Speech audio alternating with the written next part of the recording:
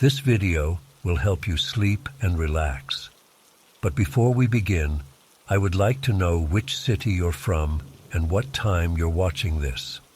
Now, subscribe to the channel, relax, and let's begin. I still get anxious every time I need to use a public bathroom. It's been 6 months since what happened at that gas station in Alabama, and I haven't been able to shake it. I keep replaying everything in my mind, trying to make sense of it, but I just can't. It was mid-April of this year. I'd been drowning in coursework for my master's program, literature analysis papers, research deadlines, plus dealing with a difficult professor who seemed to hate everything I submitted. I was constantly on the verge of a breakdown. So when we got that random long weekend, I decided I needed to get away. Just me, my car, and the open road. I didn't really plan where I was going. That was kind of the point. No schedule, no deadlines, no pressure. I just headed south from Nashville, where I'm in school. By the second day, I was somewhere near Tuscaloosa, Alabama. I remember it was getting late in the afternoon, around 4 p.m., and I'd been driving for hours without stopping. My playlist had cycled through twice, and my back was starting to ache. When I spotted a sign for the Pinewood gas station, I was actually relieved. I really needed to pee, and my water bottle was empty. The sign was this faded blue thing, barely readable against the sky. As I pulled off the highway, I noticed there weren't any other businesses around. No fast food places, no convenience stores, nothing. Just this gas station sitting by itself with dense woods behind it. The building looked like it hadn't been updated since the 70s. The gas pumps were those older analog models, not the digital ones you see everywhere now. The price board had actual numbers that flipped, not electronic displays. There was only one other car there, an old dark blue Honda with Alabama plates, parked off to the side near what looked like a storage shed. I remember hesitating for a second before getting out of my car. Something about the place just felt off. But I really needed to use the bathroom, so I grabbed my phone and wallet, locked my car, and went inside. The smell hit me first. This mix of old coffee, that weird industrial cleaner they use in public bathrooms, and something else I couldn't place.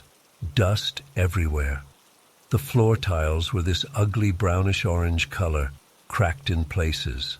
The fluorescent lights buzzed and flickered, one of them blinking constantly in the corner. There was this old guy behind the counter, had to be in his 70s at least. Gray hair slicked back, wearing a faded plaid shirt with the sleeves rolled up, showing these thin, veiny arms.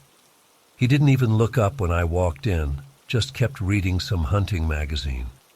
I cleared my throat and asked, "Excuse me, do you have a restroom I could use?" He barely glanced up, just pointed down a hallway to the left of the counter. Didn't say a word. I remember thinking it was weird how quiet the place was.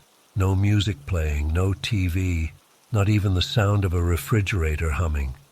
Just silence and that flickering light. I walked down the hallway, which smelled even stronger of that cleaning solution. There were 2 doors, one marked employees only, and another with a faded women sign hanging crooked on it. I pushed open the bathroom door, and honestly, I nearly walked right back out. It was disgusting. The floor tiles were cracked and stained this yellowish-brown color. One of the ceiling panels was missing, exposing pipes and wires. The sink had rust stains all around the drain, and the mirror above it was so dirty and spotted you could barely see yourself in it. There was a small window high up on the wall, but it was covered in grime and painted shut. I really had to go, though, so I sucked it up. I hovered over the toilet. No way I was sitting on that seat, doing my business as quickly as possible. The toilet paper dispenser was almost empty, with just a few squares left on the roll. There was no paper towel, just an ancient hand dryer that looked like it hadn't worked in years. After washing my hands, the soap dispenser was surprisingly full. I went to leave, and that's when it happened. The door wouldn't open. I turned the handle, pushed, pulled, but nothing. It was stuck. At first, I thought I was just doing something wrong. You know how some doors have those tricky handles that you have to lift up instead of push down? I tried everything, pushing harder, lifting the handle while pushing, pulling instead of pushing. Nothing worked. "Hello?" I called out, knocking on the door. "The door is stuck. Can someone help me?" No answer. I knocked harder. "Hello, sir? The bathroom door is stuck." Still nothing. I started getting nervous. My phone showed I had no service in there, which made sense given how remote the place was. I knocked again, louder this time, practically pounding on the door. That's when I heard footsteps. Slow, deliberate footsteps coming down the hallway. I felt such relief. "Hey, I'm stuck in here. The door won't open," I called through the door. The footsteps stopped right outside. I could see a shadow under the door crack, so I knew someone was standing there. "Hello? Can you help me? The door is stuck." No response. Just silence. The shadow didn't move. "Hello? Are you there?" Nothing.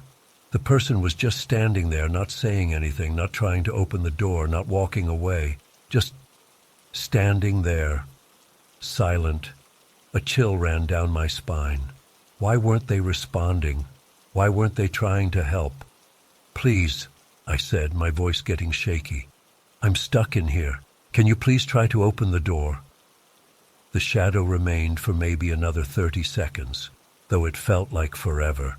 And then the footsteps slowly moved away, just walked away, left me there. That's when I started to panic. I pounded on the door, yelling now, "Hey, come back! I'm stuck in here! Please help me!" I kept yelling and pounding for what felt like minutes, but no one came back. I started to feel lightheaded, like I couldn't get enough air. The bathroom suddenly seemed smaller, the walls closing in. That smell, the cleaning solution, was making me dizzy. I checked my phone again, still no service. I tried taking pictures with the flash on to see if there was anything wrong with the door mechanism, but I couldn't see anything unusual. I even tried calling 911, hoping emergency calls might go through, but nothing. I'm not sure how long I was in there. My phone said it had been about 20 minutes, but it felt like hours. I'd stopped yelling by then, trying to conserve energy and think. I examined every inch of that bathroom. The window was too small and too high to climb out, even if I could have broken it. There were no other exits. I was on the verge of tears when I heard footsteps again, different this time, heavier, slower. I rushed to the door. "Hello? Please help me. I'm stuck." The door handle jiggled from the outside, and then suddenly the door swung open. It was the old man from the counter, looking annoyed. "What's all the commotion about?" he asked, his voice raspy like he smoked 2 packs a day. "The door was stuck," I explained, trying to keep my voice steady. "I couldn't get out. I was calling for help for almost half an hour." He looked at me like I was crazy. "Door can't lock from the outside. Ain't got that kind of lock." "But it wouldn't open," I insisted. "I tried everything." "These old doors stick sometimes in the humidity," he said, demonstrating by opening and closing it easily. "Just gotta know how to work it." "But someone came when I was calling for help," I said. "They stood right outside the door and then walked away. They didn't say anything." His expression changed then, just for a second. Something flickered across his face. Concern? Fear? I couldn't tell. But then it was gone, replaced by that same annoyed look. "Ain't nobody here but me," he said. "Been alone all afternoon." "What about the Honda outside?" I asked. "Been there since morning. Owner comes by sometimes, parks here, goes hunting in the woods, won't be back till dark."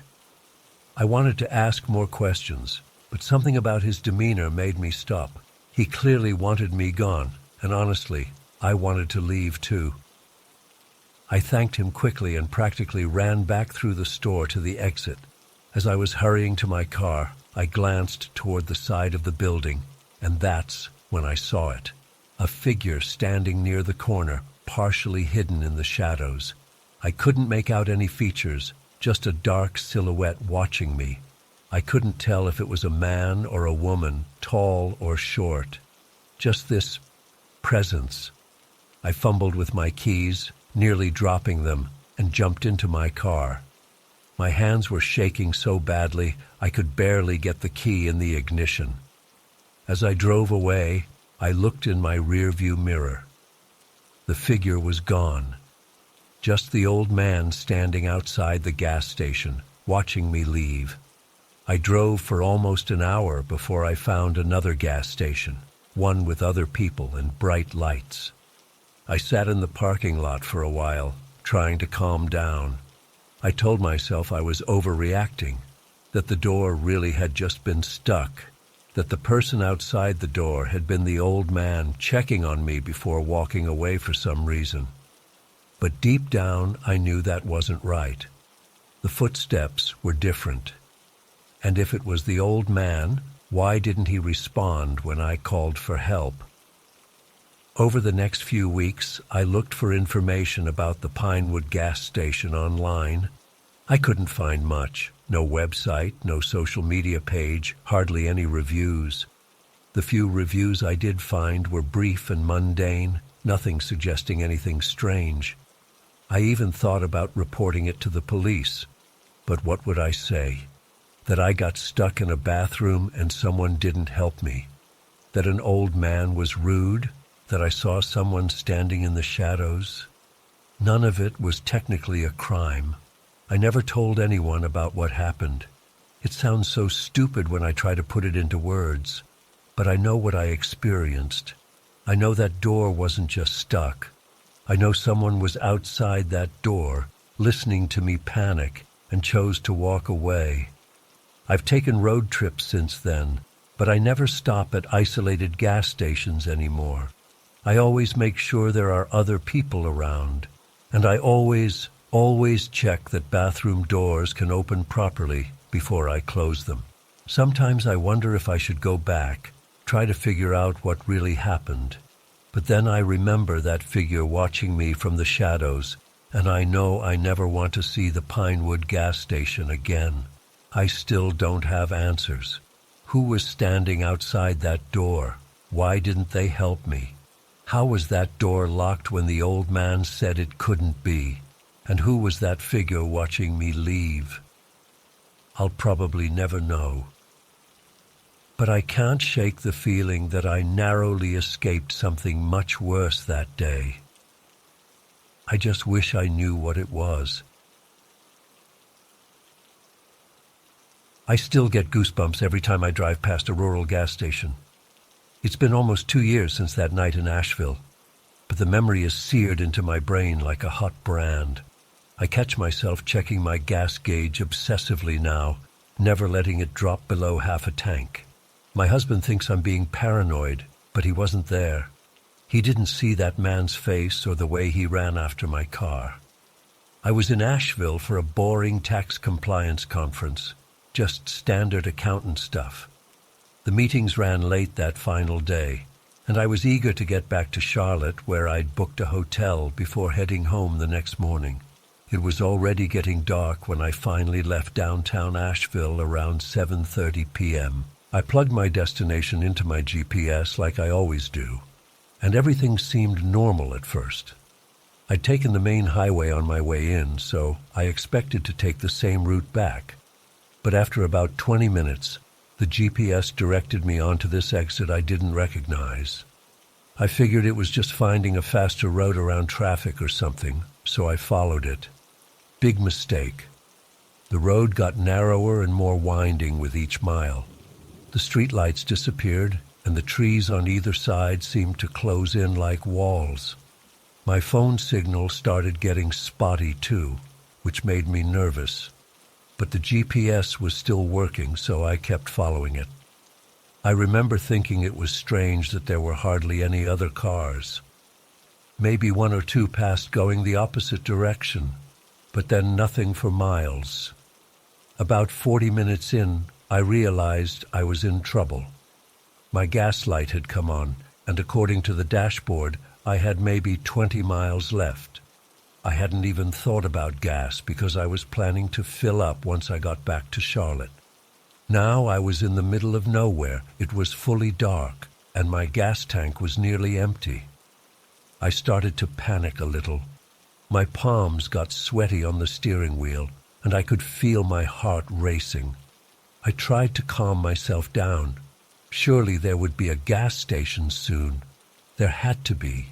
But as the minutes ticked by and the miles counted down on my range indicator, I started feeling genuinely scared. The GPS said I was still 45 minutes from Charlotte. My fuel gauge showed maybe 15 miles left. The math wasn't working out. Just when I was seriously considering pulling over and calling my husband Daniel to figure out what to do, I saw it, a dim glow through the trees up ahead. As I got closer, I could make out the shape of a gas station sign. The relief I felt was incredible.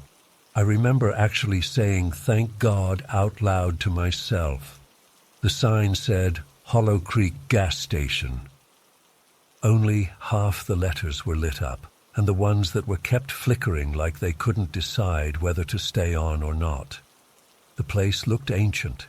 Peeling paint, cracked concrete, a single fluorescent light buzzing over the pumps. The store part had windows so dirty you could barely see inside, but there was definitely a light on. I pulled in slowly.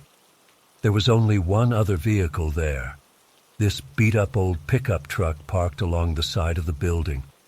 It was so dark I couldn't see if anyone was inside it. The whole scene made me uneasy, but what choice did I have? My car was showing 11 miles of range left. I pulled up to the nearest pump and got out, credit card ready. That's when I noticed how quiet it was. No sounds except some crickets and the distant rush of wind through the trees.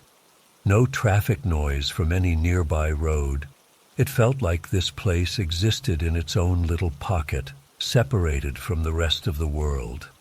I was just about to swipe my card when the station door opened with a loud creak. A man stepped out wearing what I guess was supposed to be a gas station uniform.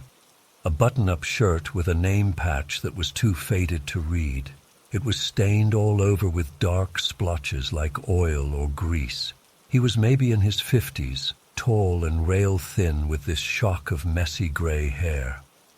But it was his face that made my stomach drop. He was smiling, no, grinning, way too wide, like someone who doesn't quite understand how smiling is supposed to work. His eyes didn't match the smile either. They were darting all over, from me to my car to the road behind me, never settling on anything for more than a second. "Evening, ma'am," he called out, walking toward me with long, quick strides. "Having some trouble?" I hadn't even tried the pump yet, so I don't know why he'd think I was having trouble. That was the first little alarm bell. "Just need some gas," I said, trying to sound casual while inserting my credit card into the reader. Nothing happened. The screen stayed blank. "Oh, that one's been acting up," the man said, suddenly right beside me. I hadn't heard him get that close. He smelled like cigarettes and something else I couldn't place. Something sour. "Why don't you come inside and pay? I'll turn it on from the register." "I'll try another pump," I said, moving toward the next one. I could feel him watching me. He laughed, a strange high-pitched sound. "They're all the same. System's old. Come on inside. I'll fix you right up." I tried the second pump anyway. Same result. Nothing. The man was still standing there, still with that unnatural grin. I noticed his hands then. They were fidgeting, opening and closing at his sides. "Look at that vehicle you're driving," he said, changing topics abruptly. "Real nice. What year is that? Bet it's got all kinds of fancy features." "It's just a regular Honda," I replied, trying the third pump now. Still nothing. "Pop the hood," he said. "Let me take a look. Might be something wrong with your car, not the pumps. I'm real good with engines." "No, that's okay," I said. My hands were shaking now. "The car's fine." "You sure about that?" His voice had changed, gotten lower, more insistent. "Out here in the middle of nowhere, you want to be sure. Lots of folks break down on this stretch. Never know when help's coming." That's when I noticed he kept glancing over at the pickup truck. Was someone else there, watching us? "Tell you what," I said, trying to sound calm even though my heart was hammering in my chest. "I think I've got enough gas to make it to the next station. I'll just—" No, he cut me off, taking a step toward me. "You don't want to risk it. Your gauge is probably on empty already. Let me help you." Another step closer. "I insist." Something in his voice made my skin crawl. Every instinct I had was screaming at me to get out of there. "Actually," I said, backing toward my car, "I think I need to reposition. The pump hose might reach better from another angle." He frowned for the first time, his fake smile dropping. "Don't be silly now. Just let me—" I didn't wait to hear the rest. I slipped into my car and locked the doors in one quick motion. Through the window, I saw his expression change completely. The mask of friendliness vanished, replaced by something cold and calculating. He slapped a hand on my window. "You need to get out of the car," he said, his voice muffled through the glass but clearly angry now. "Your car's not going anywhere." I started the engine, threw it in reverse, and hit the gas. As I backed away, the man actually ran after me, reaching into his back pocket. That's when I saw it, something metallic catching the dim light. A knife? A gun? I didn't wait to find out. I shifted to drive and floored it, tires squealing as I shot out of that station like a rocket. In my rearview mirror, I could see him running down the road after me, the metal object still in his hand, until the darkness swallowed him up. My hands were shaking so badly I could barely keep the car on the road. My gas light was blinking now, warning me I was critically low, but there was no way in hell I was stopping anywhere near that place. I don't know if it was adrenaline or divine intervention, but somehow I managed to find my way back to the main highway about 15 minutes later. My gas gauge was well below empty by that point, the car practically running on fumes. But I spotted a brightly lit Shell station just off the first exit and nearly cried with relief.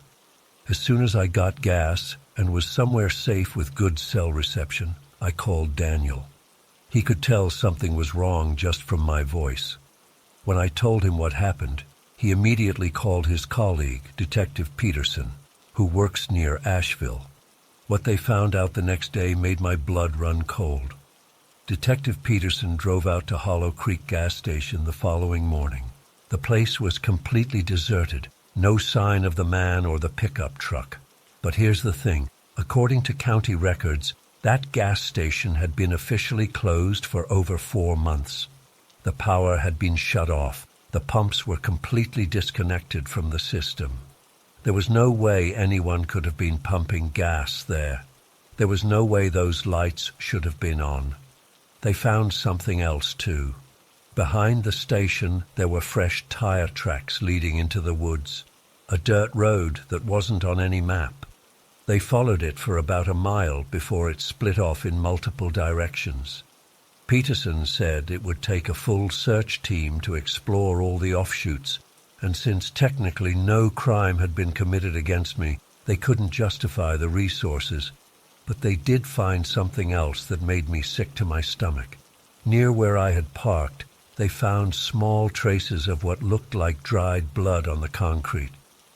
Not a lot, Could have been anything, Peterson said. But they took samples anyway. I never heard if they got any results from those samples. Maybe they didn't. Maybe they did, and decided I was better off not knowing. Sometimes I wonder what would have happened if I'd gone inside that station, or let that man look under my hood. Sometimes I have nightmares about it, about being led through that door into darkness, about the truck's headlights suddenly turning on as I was distracted, about what might have been waiting for me in the woods behind Hollow Creek. I asked Detective Peterson if there had been any missing persons reports in that area. He was quiet for a long time before telling me I was lucky I trusted my instincts. To this day, I don't know who that man was or what he wanted. I don't know if he was working alone or if someone was waiting in that truck. All I know is that whatever was supposed to happen to me that night didn't happen because something in my gut told me to run. I've changed since that night. I never let my gas tank get below half full. I don't take unfamiliar routes, especially at night. I keep my doors locked even when I'm driving, and I've learned to trust that little voice inside that tells you when something isn't right, because that voice saved my life at Hollow Creek. Sometimes when I'm driving alone at night, I still check my rear-view mirror, half expecting to see headlights behind me. An old pickup truck following me home. Been putting off writing this for months now because I still get the shakes when I think about it. But I keep seeing my therapist and she thinks it might help to get it all out, so here goes. I'm a delivery driver, have been for about 6 years now. I drive all over Idaho for a major shipping company. Not going to name which one, but you'd recognize the logo. Most days it's pretty boring. Long stretches of rural highways, same old stops, same old routine. You get to know the routes, the regulars, the good places to grab lunch. Nothing exciting. Until last November. It was a Thursday night, around 10:30 p.m. I was on my last run before heading back to the distribution center in Boise. I'd been on the road since 5 a.m., so I was tired, running on energy drinks and those gas station taquitos that wreck your stomach but keep you going. The weather had turned nasty. Not full-on snow yet, but that icy rain that makes the roads slick and visibility garbage. I was on Highway 21, one of those stretches where you can drive for an hour and not see another soul. My gas light had been on for about 20 miles, and I was starting to get nervous. The truck's fuel gauge is notoriously unreliable. Sometimes you've got 30 miles left, sometimes it's bone dry when the light comes on. I wasn't in the mood to find out which one it was that night. Just when I was considering calling my supervisor to report I might be stranded, I spotted a dim light in the distance. As I got closer, I could make out a faded sign. Wayside Gas Station. Thank God. The place looked like it hadn't been renovated since the 80s. One of those standalone buildings with just a couple pumps out front. The neon open sign flickering like it was on its last legs. Half the letters on the main sign were burned out, so it just read WAYCEGA. But I didn't care how sketchy it looked. They had gas, and that's all that mattered. I pulled up to the pump closest to the building. The lot was completely empty. No cars at the pumps, none parked by the store. Not super weird for that time of night in the middle of nowhere, but still eerie. The fluorescent lights above the pumps buzzed and flickered, casting these weird shadows across my truck. I tried to pay at the pump, but the card reader had an out-of-order sign taped over it. Great. I'd have to go inside. The first thing that hit me when I walked in was how quiet it was. Not just peaceful quiet, but dead quiet. No radio playing, no hum of the refrigerators, just silence. The fluorescent lights inside were buzzing too, and a few toward the back were out completely, leaving the rear of the store in shadows. "Hello?" I called out. Nothing. Just my voice echoing back at me. The store was small, just a few aisles of snacks, drinks, and basic necessities. One of those places that probably gets most of its business from locals who forgot something at the grocery store in town. The floor was this ancient linoleum that was peeling in the corners, and everything had a thin layer of dust on it. Not dirty exactly, but not clean either. I walked toward the counter, expecting someone to pop out from a back room. "Hello? Anyone working tonight?" Still nothing. That's when I noticed the register was open. Not like someone had robbed it. There was still cash visible in the drawer. Just open. Like whoever was working had been in the middle of a transaction and walked away. My first thought was that maybe they were in the bathroom. But then I saw it. A dark smear on the countertop. At first, I thought someone had spilled soda or coffee. But when I got closer, I could tell it was blood. Not a huge amount, but definitely blood. That unmistakable deep red that nothing else really looks like. My heart started racing. I should have left right then. Should have gotten back in my truck and driven until I found somewhere else. Gaslight be damned. But then I noticed the blood wasn't just on the counter. There was a thin trail of it leading behind the counter and toward a door marked "Employees Only." I stood there frozen, trying to decide what to do. If someone was hurt back there, they might need help.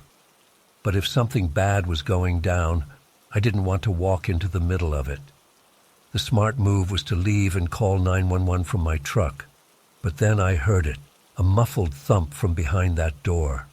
Like something heavy shifting against the floor. Someone was back there. I'm not brave. I'm really not. Ask anyone who knows me, and they'll tell you I'm the guy who jumps at horror movies and checks behind the shower curtain when I get home. But in that moment, I wasn't thinking clearly. All I could think was that someone might be hurt and needing help. "Hello? Are you okay in there?" I called out, louder this time. Another thump, more urgent. I moved behind the counter, following the blood trail. It wasn't a lot of blood, just small droplets and smears, like someone with a bleeding wound had walked that path. The employees only door was ajar, just slightly. I pushed it open, the hinges creaking loudly in the silence. The storeroom beyond was dimly lit by a single bulb hanging from the ceiling. Shelves lined the walls, stocked with extra inventory. But that's not what caught my attention. In the center of the room was a man tied to a chair. I'll never forget the sight of him. He was maybe in his 50s, Hispanic, wearing a plaid shirt soaked with blood on one side. His face was swollen and bruised, one eye nearly shut from the swelling. There was duct tape over his mouth, but his eyes were wide open, staring at me with a desperation I can't even describe. His hands were bound behind the chair with what looked like zip ties, and his ankles were secured to the chair legs. When he saw me, he started making frantic noises behind the tape and thrashing against his restraints. I backed up instantly, my back hitting the door frame. Holy shit, I kept repeating. I was shaking so bad I could barely get my phone out of my pocket. I didn't approach him. I didn't try to free him. Maybe that makes me a coward, but all I could think was that whoever did this might still be there, might come back any second. I retreated, stumbling back through the door, nearly tripping over my own feet. I ran back through the store and out to my truck, fumbling with my keys, looking over my shoulder every 2 seconds. Once inside, I locked the doors and called 911 with trembling hands. 911, what's your emergency? I'm at the Wayside gas station on Highway 21, I said, my voice cracking. There's a man tied up inside. He's hurt. I think he's been assaulted or something. The dispatcher asked me to stay on the line and told me officers were on the way. Those next 15 minutes were the longest of my life. I sat in my truck, engine running, ready to floor it if I needed to. I kept my eyes fixed on the store entrance, half expecting to see someone come running out, either the victim somehow freed or whoever had done this to him returning to finish the job. But nothing moved. The station remained still and silent, that flickering open sign, the only sign of life. 2 police cars arrived with lights flashing, but no sirens. 4 officers got out, weapons drawn. I rolled down my window and one broke off to talk to me while the others approached the store. "You the one who called this in?" the officer asked. Her name tag said Ramirez. I nodded, still shaking. "He's in the back room. There's blood on the counter and a trail leading to the storeroom." "You stay right here," she said firmly. "Lock your doors. We'll come get you when it's clear."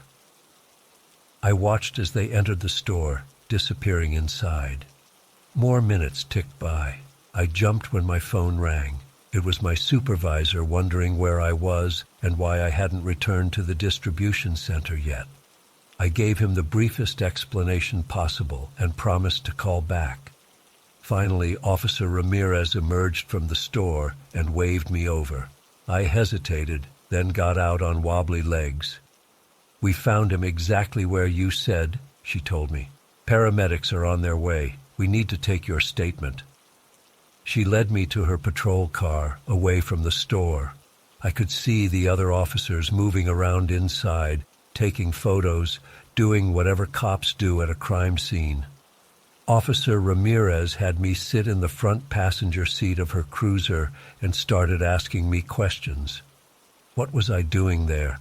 What exactly did I see? Did I touch anything? Did I see anyone else? While we talked, the ambulance arrived. 2 paramedics rushed inside with a stretcher.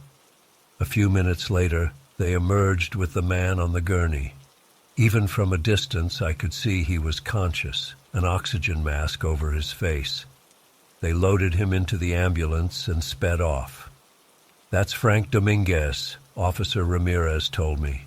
"He owns this place, been running it for about 20 years. "What happened to him?" I asked. "Looks like an attempted robbery gone bad," she said.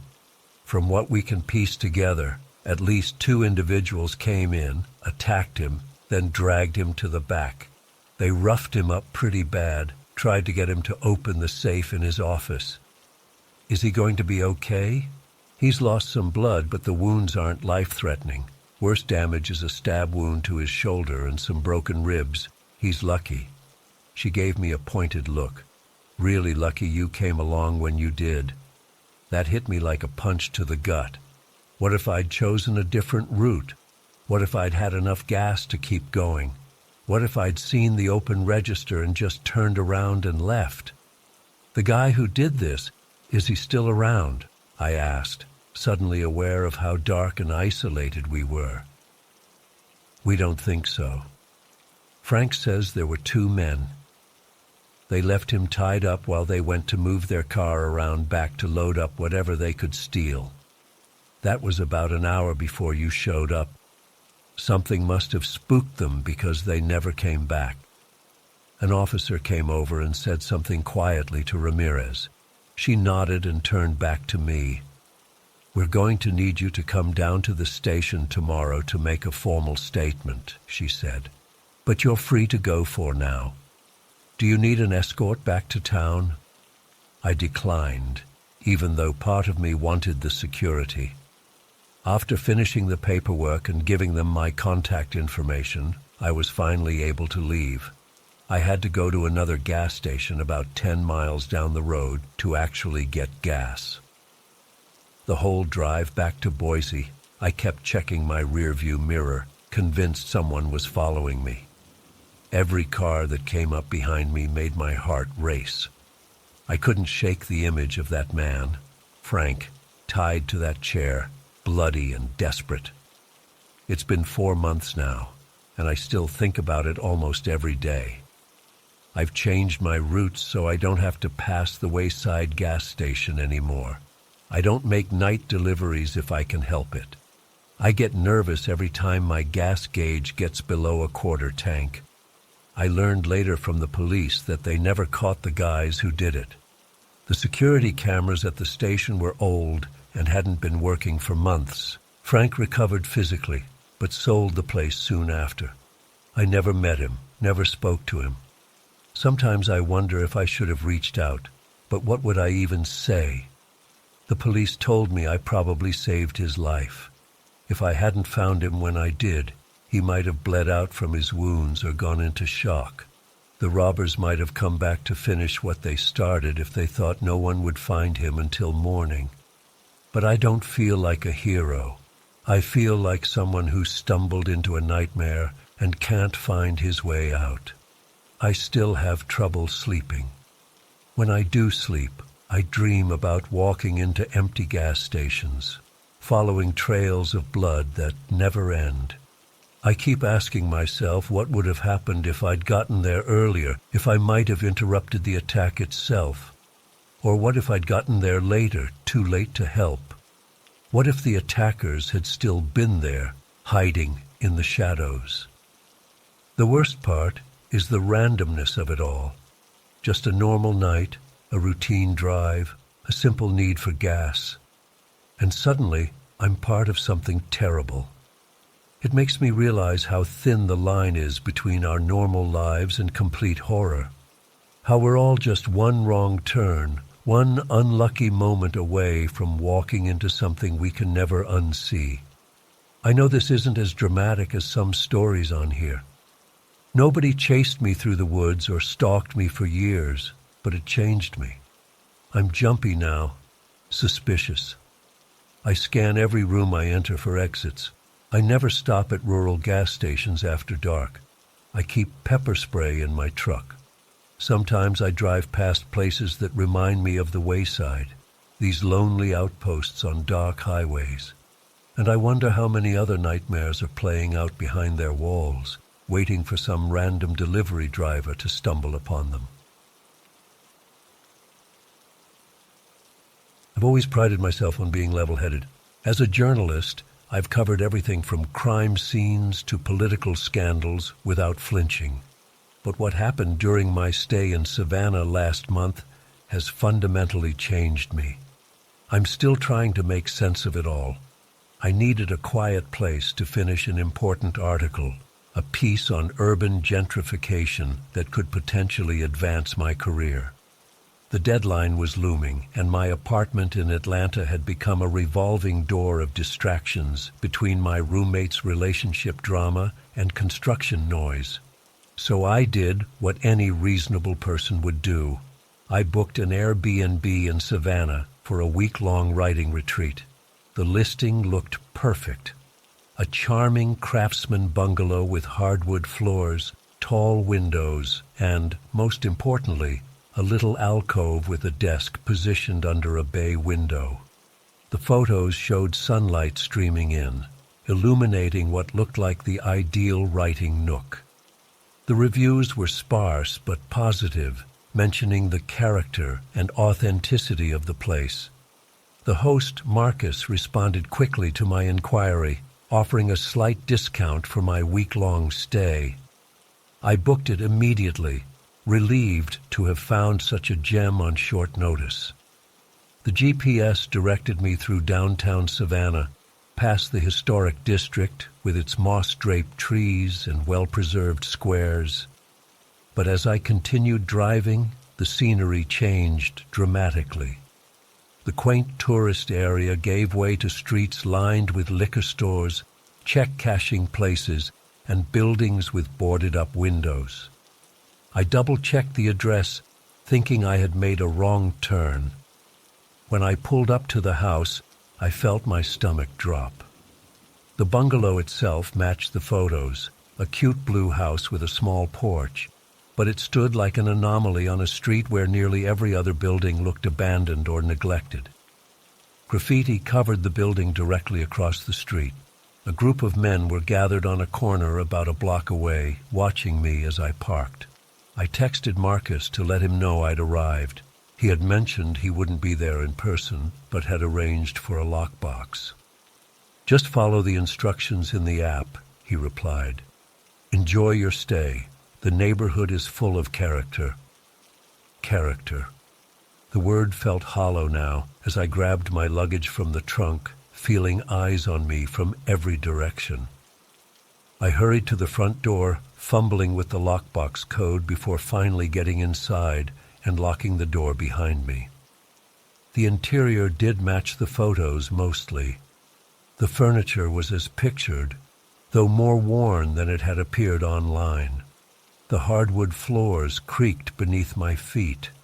The writing nook existed, but the golden sunlight from the photos was absent, probably because the neighboring building was so close it blocked most of the natural light. I started unpacking, trying to shake off my unease. "I'm not a snob," I told myself.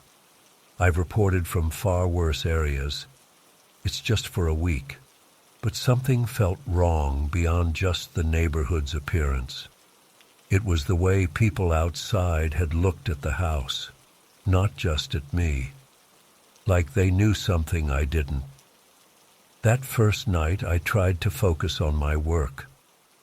I set up my laptop and notes at the desk, made a cup of tea, and started writing. But I kept getting distracted by noises outside, cars with booming bass driving by, occasional shouting, and once the sound of glass breaking somewhere nearby. Around midnight, I heard voices directly outside my window.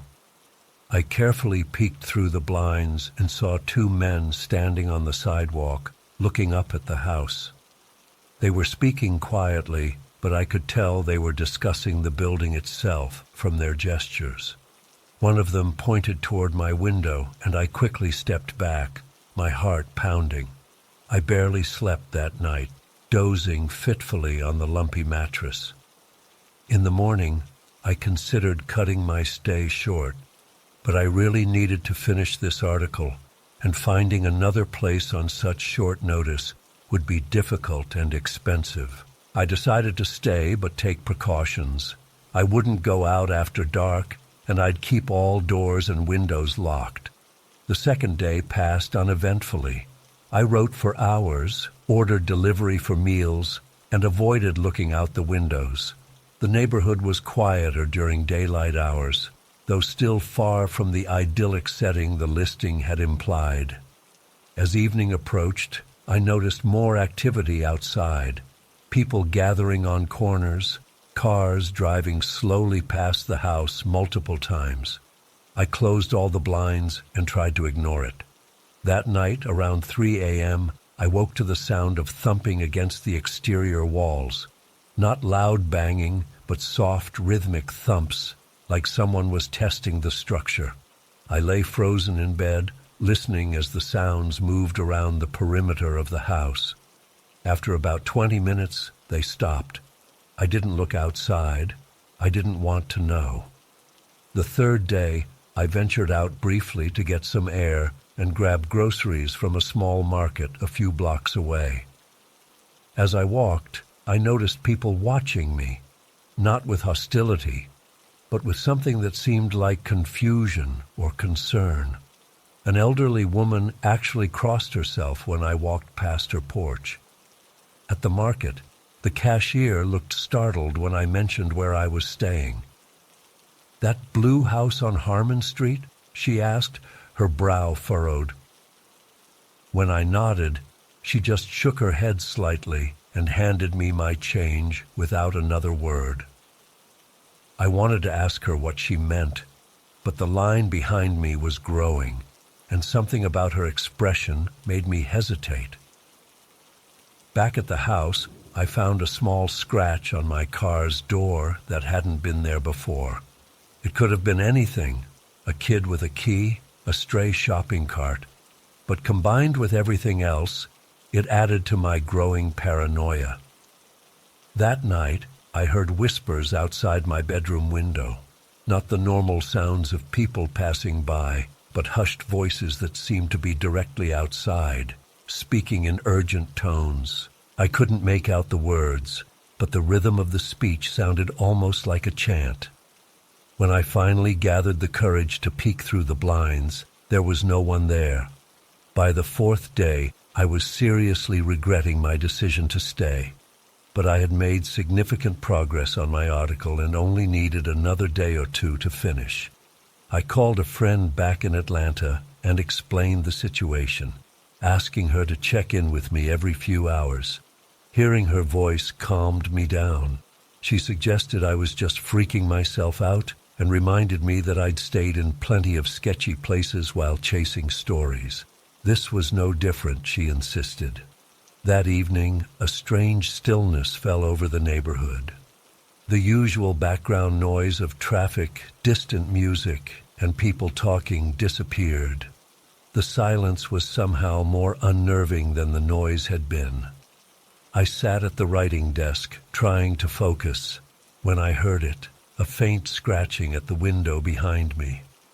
At first I thought it might be a tree branch, but I'd already noticed there were no trees close enough to the house. The scratching continued, becoming more deliberate. With trembling hands, I took my phone and dialed 911, whispering my situation to the dispatcher. Then I crept away from the window and hid in the bathroom, the only room without windows, while I waited for the police to arrive. The scratching continued, now accompanied by a soft tapping, like someone testing the glass for weakness. When I heard sirens in the distance, the scratching stopped abruptly. I stayed hidden until I heard loud knocking and voices identifying themselves as police. 2 officers searched the property and found fresh scratch marks on the window frame and footprints in the soft dirt leading to the back fence. They took my statement and asked if I had somewhere else to stay. When I said no, they offered to increase patrols in the area for the night, but suggested I find other accommodations as soon as possible. After they left, I was too terrified to sleep.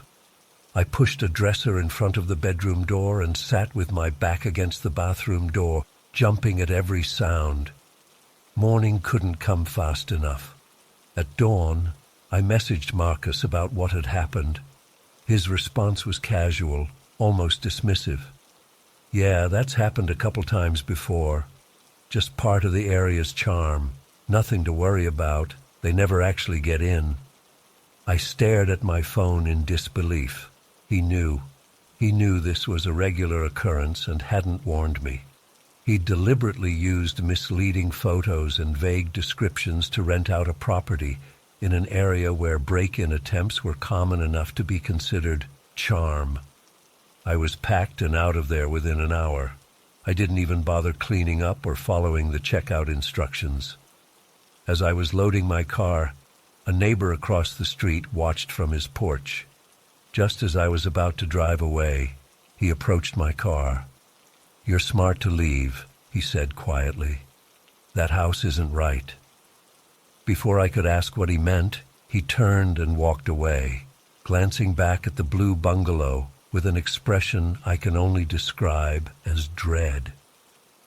I drove straight back to Atlanta, stopping only for gas. I reported the entire incident to Airbnb, complete with photos of the neighborhood versus the misleading listing images, a copy of the police report, and screenshots of Marcus's messages. They refunded my stay and assured me they'd investigate the host, but I doubt anything substantial came of it. Last I checked, the listing was still active, though the description now includes a vague mention of an urban transitional area. The article got finished eventually, though I missed my deadline.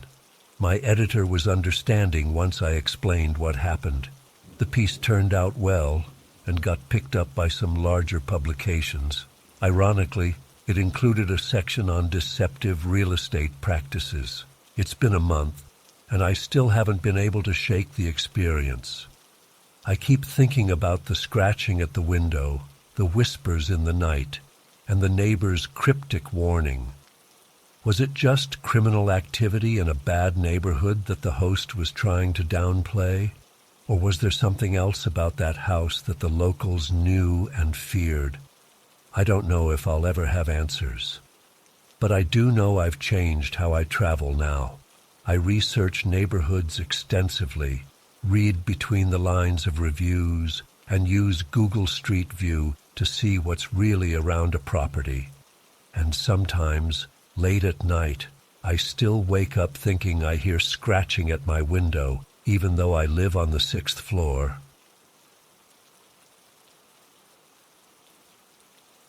I still can't believe this happened to me last month. I've been trying to process it, but I keep waking up in cold sweats thinking about it. My therapist suggested writing it all down might help, so here goes. I'm a freelance photographer based in Chicago, and I had this big assignment in Denver shooting landscapes for a travel magazine.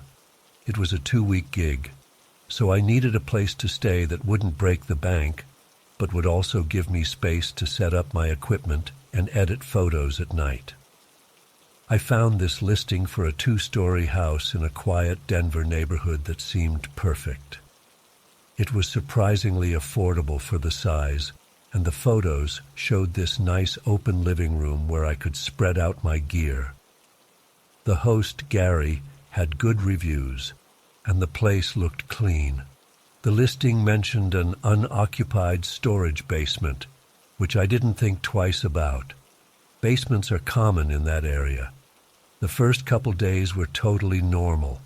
I'd wake up early, drive out to different locations around Denver, shoot all day, then come back to the house in the evening to download my photos and start editing. I'm usually up pretty late when I'm working, so it was around 2 a.m. on the 3rd night when I first heard it.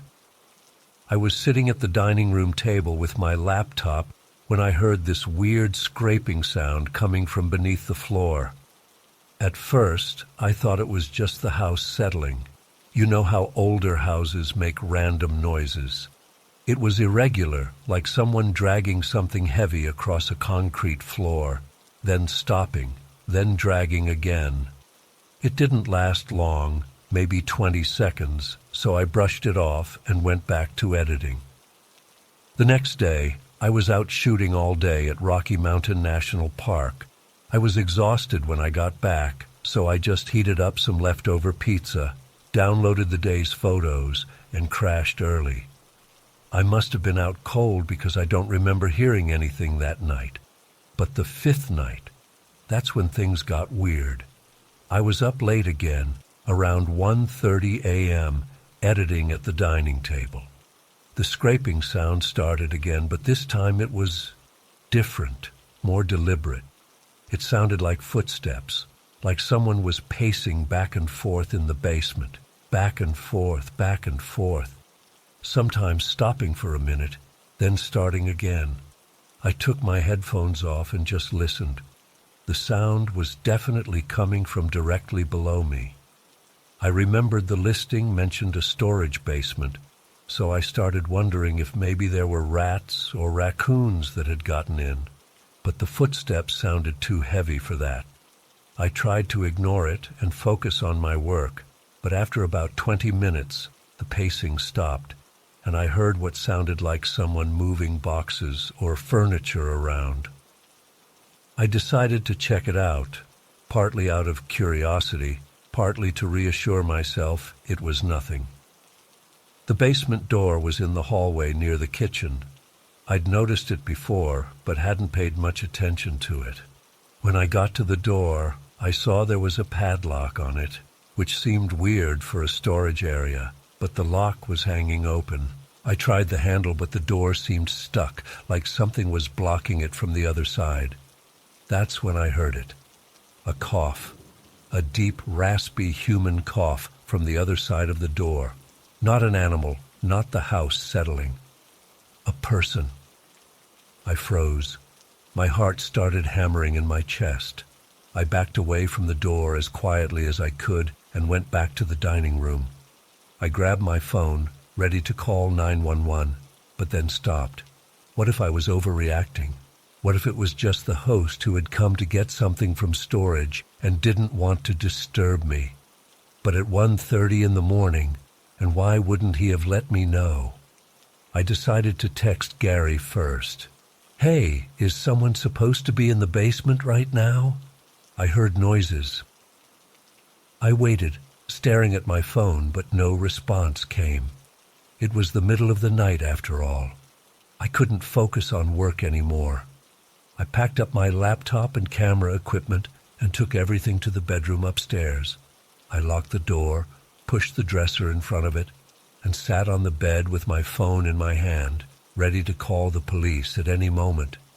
I kept the lights off so I could see if anyone tried to come up the stairs. I didn't sleep at all that night. The noises from the basement continued on and off until around 4 a.m. More dragging, more pacing, and at one point what sounded like someone talking to themselves, though I couldn't make out any words. I kept texting Gary, but got no response. As soon as it was light out, I moved the dresser and went downstairs, half expecting to find the basement door open, but it was still closed. The padlock was now secured, though, which it definitely hadn't been the night before. I called Gary immediately. He didn't pick up the first 2 times, but on the 3rd attempt, he answered. "Hey, Marcus, everything good with the house?" he asked casually, like I hadn't been texting him all night. "No, everything is not good," I told him. "There was someone in the basement last night. I heard them moving around and coughing." There was a long pause, and then Gary sighed. "Look, I should have mentioned this in the listing, but I didn't want to scare people off. There's a guy who lives in the basement." My stomach dropped. "Someone lives down there? Are you serious?" "It's not a big deal," Gary said defensively. "He's been there for years. He has his own entrance from the outside, and he never bothers my guests. He's harmless, really. You're renting out a house with some stranger living in the basement, and you didn't think that was important to mention."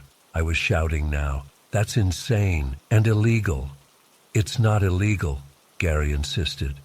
"The house is zoned for a separate basement unit. I just don't advertise it because people get weird about it. But I promise he keeps to himself. You wouldn't even know he was there most of the time." I was furious. "Well, I do know he's there because I heard him last night, and the basement door was unlocked. The padlock was open." That seemed to concern Gary. "It was unlocked? That's strange. He knows he's supposed to use his outside entrance. Look, I'll call him and sort it out. You've still got the place for another week, right? I can give you a discount for the trouble." "I don't want a discount," I said. "I want to know who's living underneath me and why he was trying to get through that door last night." Gary got defensive again. "His name is Ray. He's lived there for like 8 years. He keeps odd hours because he works nights sometimes. He probably just forgot something and tried to get it from the storage area next to his apartment. There's really nothing to worry about."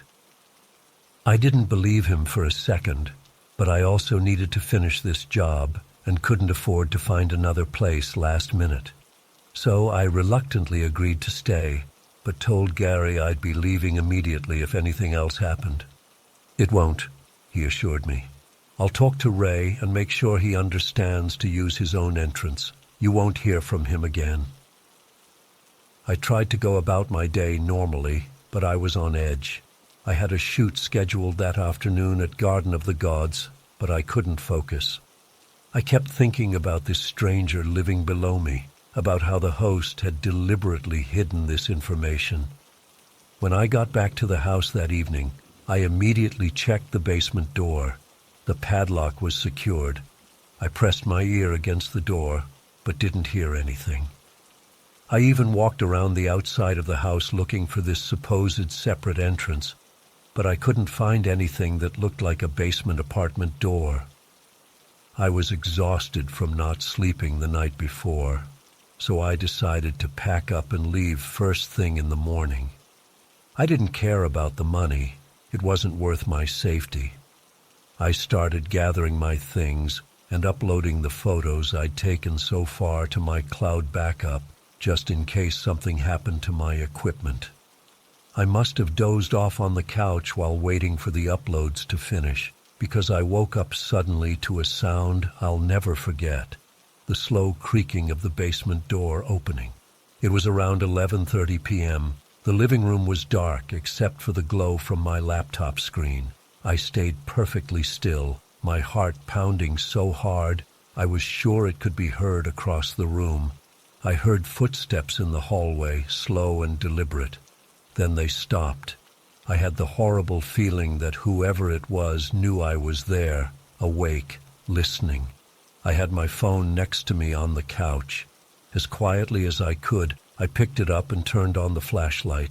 With my hand shaking, I pointed it toward the hallway, and I saw him, just for a second before he retreated backward. A tall, gaunt figure with sunken eyes and pale skin. He was wearing what looked like dirty work clothes, and his hair was long and matted. But what I remember most were his eyes. They looked startled, angry, and completely wild when the light hit them. He backed into the darkness of the hallway. I jumped up from the couch. "I'm calling the police," I shouted, my voice cracking with fear. "Get out now!" I heard fast, heavy footsteps going back toward the basement, and then the sound of the door closing. I ran to the front door, fumbled with the locks with trembling hands, and burst outside. I didn't stop running until I reached my car. I drove away with just my phone, laptop, and the camera I'd had next to me on the couch. Everything else, clothes, equipment, chargers, was still in the house, but there was no way I was going back inside. I called the police from a McDonald's parking lot about a mile away. They took my statement and sent officers to the house, but called me back an hour later saying they'd found no one in the basement. According to them, it looked like a standard storage area with some old furniture and boxes. They said there was no evidence anyone was living there. I called Airbnb's emergency line next and told them everything. They were surprisingly helpful, immediately refunding my stay and telling me they'd launch an investigation into the listing. I spent the night in a hotel and went back the next day with 2 police officers to get my things. Everything was just as I'd left it. The basement door was padlocked again. The officers offered to check the basement once more, but it was still just an empty storage area according to them. I contacted Gary again after that, demanding answers. He stuck to his story about Ray, but claimed he must have moved out recently and forgotten to tell him. He acted confused about why the police didn't find any evidence of someone living there. I tried to finish my assignment in Denver, but I was too shaken. I told the magazine I had a family emergency and had to go back to Chicago. They were understanding, thankfully.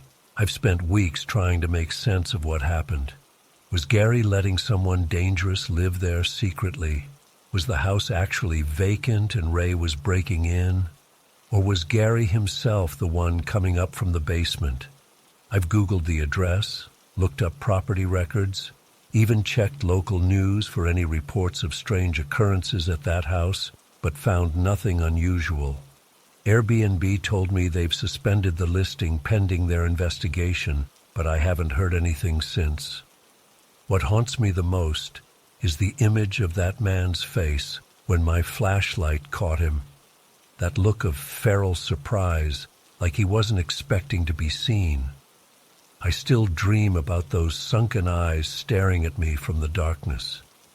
I haven't been able to stay in a house with a basement since then.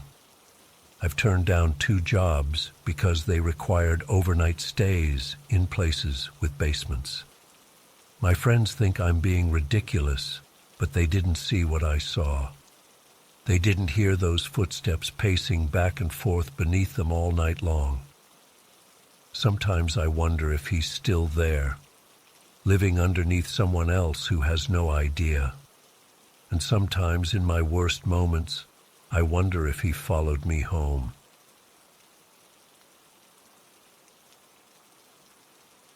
I'm still shaken up over something that happened last month, and I need to get this out because I can't sleep and I'm not sure what to do with myself. Hopefully, writing this helps me process everything. Sorry if this rambles at times. I'm still really messed up about it all. I've been working as an RN at Memorial Hospital for nearly 7 years now. The past couple years with COVID and all the staffing shortages have been absolute hell. By spring, I was at my breaking point. Triple shifts, patients screaming, administrators demanding more with less, and constant exposure to grief and trauma. I hadn't had more than a day off in months. I just needed to get away from everything. My co-worker Jenny suggested I take a proper vacation, not just vegging on my couch, but actually going somewhere peaceful where I could disconnect. I spent a night scrolling through cabin rentals in the mountains and found this gorgeous A-frame in Asheville, North Carolina, about 4 hours from where I live.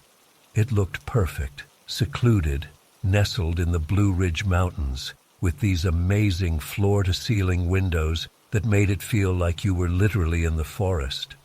The listing had these beautiful photos of the view at sunset, a cozy fireplace, and a wraparound deck with rocking chairs.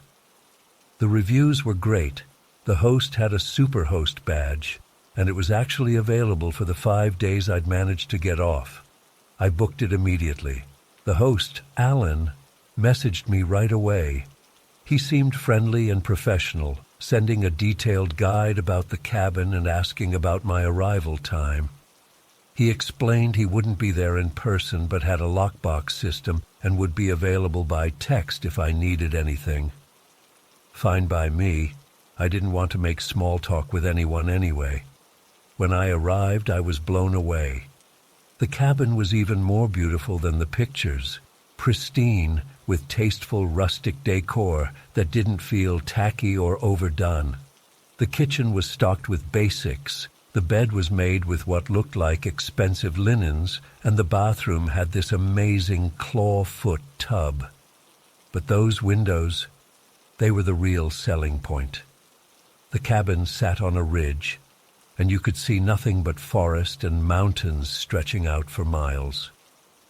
The first 2 days were absolute paradise. I slept in, made real meals instead of microwaved hospital cafeteria food, read actual books instead of patient charts, and spent hours just sitting with coffee watching birds and deer through those massive windows. I took hikes during the day and soaked in the tub at night. Alan checked in via text once to make sure I'd arrived safely and found everything, and again the next day to let me know about a rainstorm coming. I appreciated that he wasn't overbearing but still seemed attentive. By the 3rd day, I was feeling more relaxed than I had in years. That morning, I curled up in one of the rocking chairs on the deck with my coffee, watching the fog lift off the mountains. My phone buzzed. It was Alan.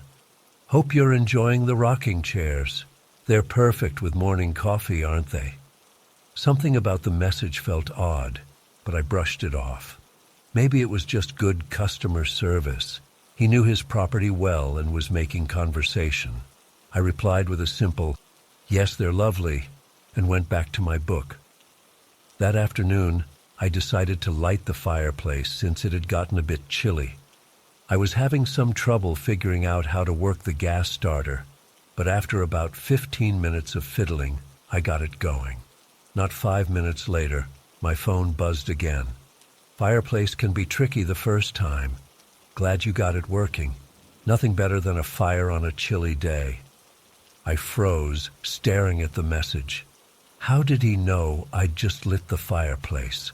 Did the system have some monitoring feature he hadn't mentioned? I searched around for cameras but didn't see anything obvious. I told myself I was being paranoid. Maybe he just knew the temperature had dropped and was making conversation. That evening, I microwaved some leftovers and settled onto the couch with my laptop to watch some Netflix.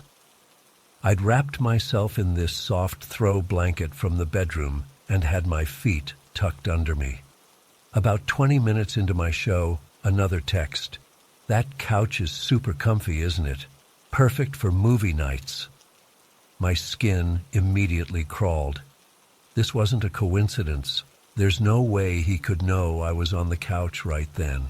I got up and started methodically checking every corner, light fixture, and shelf for hidden cameras. I couldn't find anything. But by now my mind was racing. I pulled all the blinds down over those massive windows that suddenly felt less like a feature and more like a massive vulnerability. I went to bed feeling unsettled, double-checking that all doors and windows were locked. I even pushed a chair against the bedroom door, feeling ridiculous but too unsettled not to. I tried convincing myself I was overreacting. Maybe it was just good customer service, right? After all, he owned the place. Of course, he'd know the couch was comfortable. Around 2 a.m., I jolted awake to the sound of gravel crunching outside. The cabin had a gravel path leading from the parking area to the front door, and I'd heard that exact sound when I arrived with my suitcase. I froze, listening hard. There it was again, the distinct sound of someone walking slowly on gravel, the footsteps stopping for long periods before continuing. My heart was pounding so hard I could feel it in my throat. I told myself it was probably an animal, maybe a deer or even a bear. This was the mountains after all, but animals don't typically walk, stop for extended periods, then continue in a deliberate pattern. I lay there paralyzed for what felt like hours, listening as the footsteps eventually faded. I didn't sleep another minute that night. When morning came, I felt slightly foolish. In the daylight, my fears seemed overblown. I made coffee but hesitated to open the blinds. Finally, I decided I needed to check the grounds around the cabin to put my mind at ease.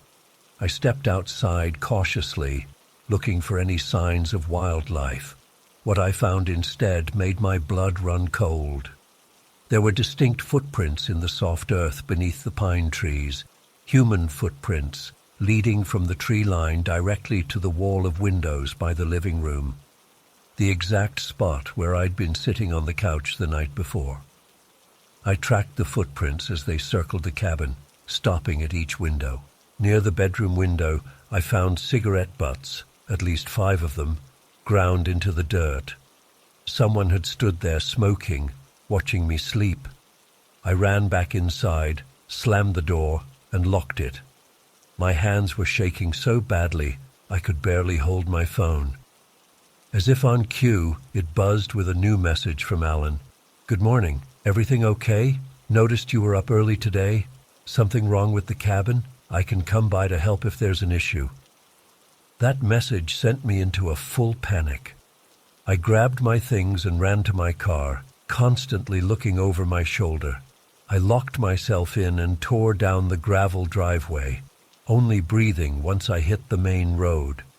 The cabin was so remote that I didn't have cell service until I was about 15 miles away. I pulled into a gas station and called Airbnb with shaking hands.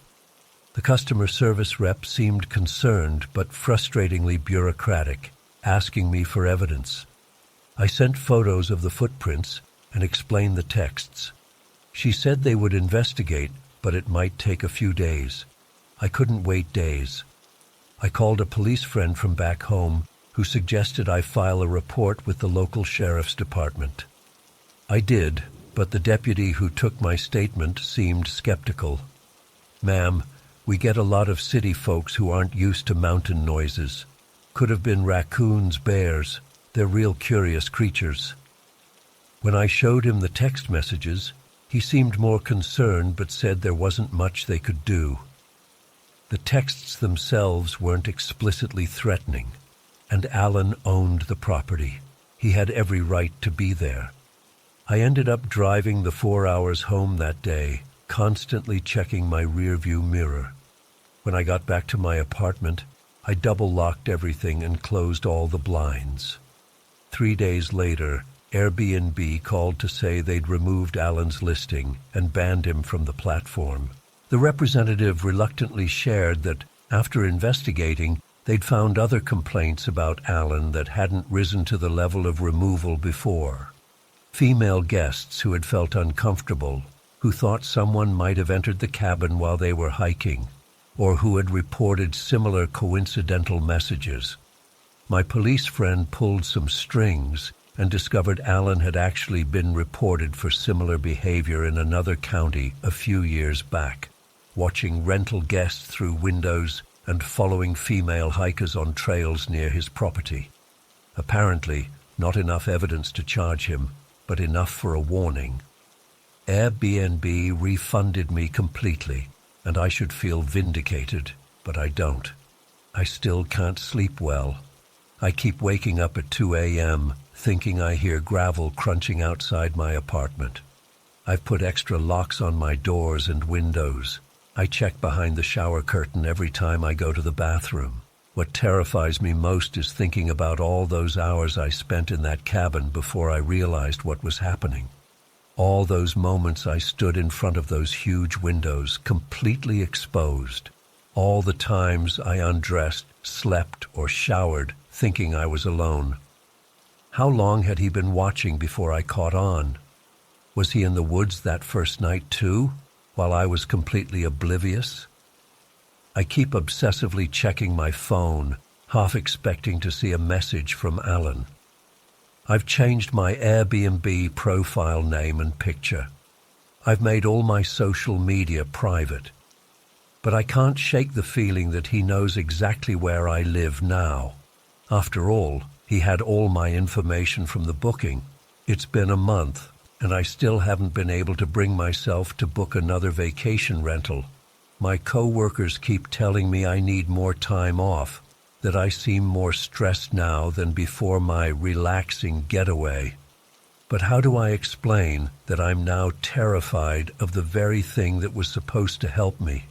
That I can't stand the thought of being alone in an unfamiliar place? That I flinch every time my phone buzzes with a text? If I ever do stay somewhere again, it'll be in a hotel with interior hallways, security cameras, and staff on site 24/7. I'll check every inch of the room for cameras, cover every window, and barricade the door. But honestly, I don't know if I'll ever feel completely safe again, knowing there are people like Alan out there, people who see your vulnerability as an invitation, who use your need for peace and solitude against you. I still have those final texts from Alan saved on my phone. Sometimes I read them again, wondering if I misinterpreted everything, if I overreacted. But then I remember those footprints in the dirt, the cigarette butts under my window, and I know I didn't imagine the danger. The most terrifying part? He never actually did anything to me. He never broke in, never confronted me, never explicitly threatened me. And that's what makes me feel so powerless, because how do you protect yourself from someone who knows exactly how far they can go without crossing a line that would get them in real trouble? I don't know why I'm sharing all this. Maybe as a warning. Maybe because I need someone to tell me I'm not crazy. All I know is that sometimes the scariest threats aren't the obvious ones. They're the ones that make you question your own instincts until it's almost too late.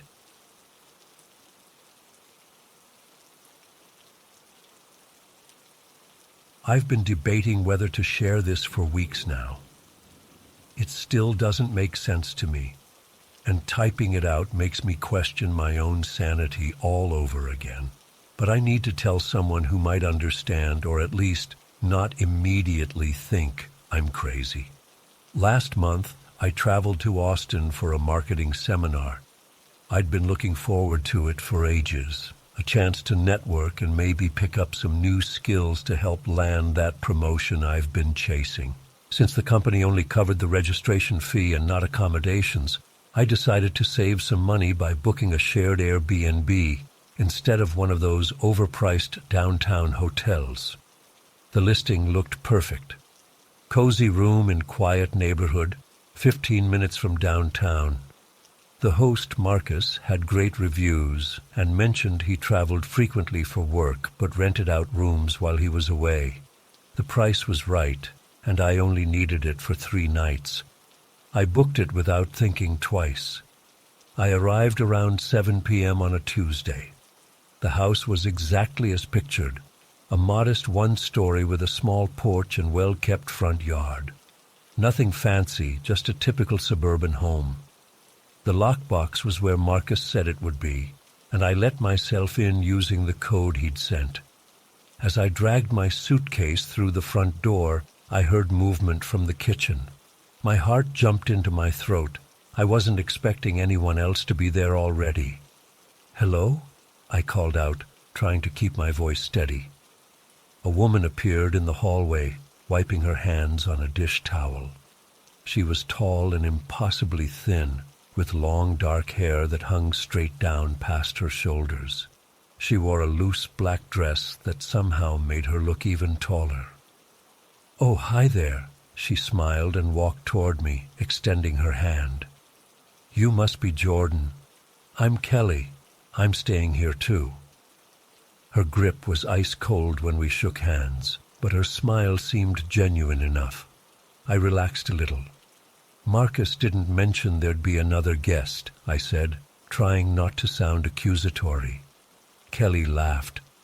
"Oh, that's Marcus for you. Terrible at communication.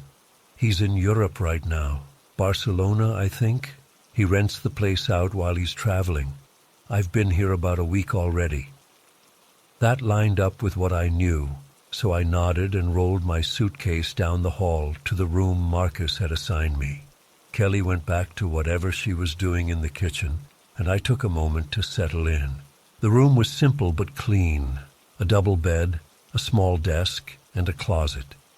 Nothing special, but it would do for 3 nights. After unpacking, I went to use the bathroom and then headed to the kitchen to grab some water. Kelly was sitting at the table, writing in a notebook. She closed it quickly when I walked in, which I found a bit odd, but I didn't think much of it at the time. "So what brings you to Austin?" she asked, resting her elbows on her closed notebook. "Marketing seminar downtown. It starts tomorrow morning." "Ah, I see, a business trip." She nodded, twirling a strand of her dark hair around her finger. "I'm here for my practice." "Your practice? Are you a doctor or something?" She laughed, a strange high-pitched sound that didn't quite match her otherwise calm demeanor. "Not exactly. I work with energy. I'm a witch, actually." The way she said it was so matter-of-fact that I wasn't sure how to respond. I've always considered myself pretty open-minded, but it caught me off guard. "Oh, cool," I managed, filling my water glass to give myself something to do. "Like Wicca?" She made a dismissive gesture. "It's a bit more complex than that. My lineage goes back generations. We work with forces most people don't understand." This conversation was getting weird fast, but I reminded myself I only had to spend 3 nights here, and I'd be out at the seminar most of the time anyway. "Interesting," I said, trying to sound sincere. "Well, I should probably get some sleep. Early start tomorrow." "Of course." She smiled again. "Sleep well, Jordan. This house has good energy. You'll feel very rested here." That first night was uneventful. I slept deeply and woke up refreshed for the seminar. I left early before Kelly was even awake and spent the whole day downtown networking and attending workshops. It was productive but exhausting, and I was looking forward to a quiet evening. When I got back to the house around 6 p.m., the living room had been transformed. Kelly had pushed the furniture against the walls and placed about a dozen candles in a circle on the hardwood floor. She sat cross-legged in the center, still writing in that notebook. Hey, I said, standing awkwardly in the doorway. "Everything okay?" She looked up, seemingly not at all embarrassed to be caught in this strange setup. "Just doing some work. The energy is particularly strong tonight." I nodded like this was a totally normal thing to say and headed to my room. I wasn't in the mood to engage with whatever she was doing. I just wanted to review my notes from the day and maybe watch something on Netflix. About an hour later, I went to the kitchen to heat up some leftovers I'd brought back from lunch. Kelly was there, putting away her candles in a battered old leather suitcase that sat on the dining table. It looked ancient, dark brown leather cracked with age, brass fixtures tarnished almost black. It seemed out of place among her otherwise modern belongings. "That's an interesting suitcase," I commented, trying to make normal conversation. She ran her hand over it almost lovingly. "It holds my tools, for my practice." "Right, your witch stuff." I immediately regretted saying it like that. It sounded dismissive, but Kelly just smiled. "Exactly. Some of these items have been in my family for generations, very powerful." She closed the suitcase with a soft click and moved it to a spot near the couch in the living room. I never let it out of my sight. That night, I couldn't sleep. Around 2 a.m., I heard Kelly moving around the house, humming a melody I didn't recognize. It wasn't any tune I could identify, just a series of notes that somehow felt wrong, like they weren't meant to go together. I put in my earbuds and played some music to drown it out, but even then, I swear I could still hear her humming beneath it all. The next day at the seminar, I found myself checking my phone constantly, half expecting to see some emergency notification about the house. Nothing happened, of course, but I couldn't shake this growing uneasiness. When I got back that evening, Kelly was in the backyard, arranging rocks in a pattern I couldn't quite make out from the kitchen window. She was speaking in a language I didn't recognize, not Spanish or French or anything I'd ever heard before. The sounds were harsh and guttural, and they sent goosebumps down my arms. I decided to order pizza for dinner rather than cook, using the excuse that I needed to work on my laptop at the dining table. In reality, I just didn't want to be in the kitchen alone with Kelly. The pizza guy looked confused when he arrived, glancing past me into the house with a strange expression. "Everything okay?" I asked as I handed him the money. "Yeah, sorry," he said, still peering over my shoulder. "I just thought I heard, 'Never mind, enjoy your pizza.'" After he left, I found Kelly sprinkling something along the baseboards of the living room. "What are you doing?" I asked, setting the pizza box on the coffee table. "Salt," she replied simply. "For protection." "Protection from what?" She looked at me with those dark eyes that suddenly seemed too large for her face. "There are things that want in, Jordan.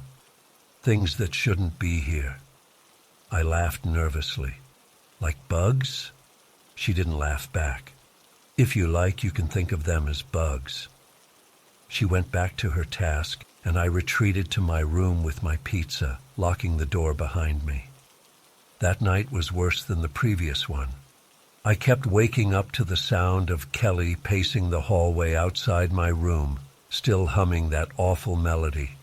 At one point, I thought I heard her whisper my name right outside my door, but when I sat up in bed, heart pounding, the sound stopped.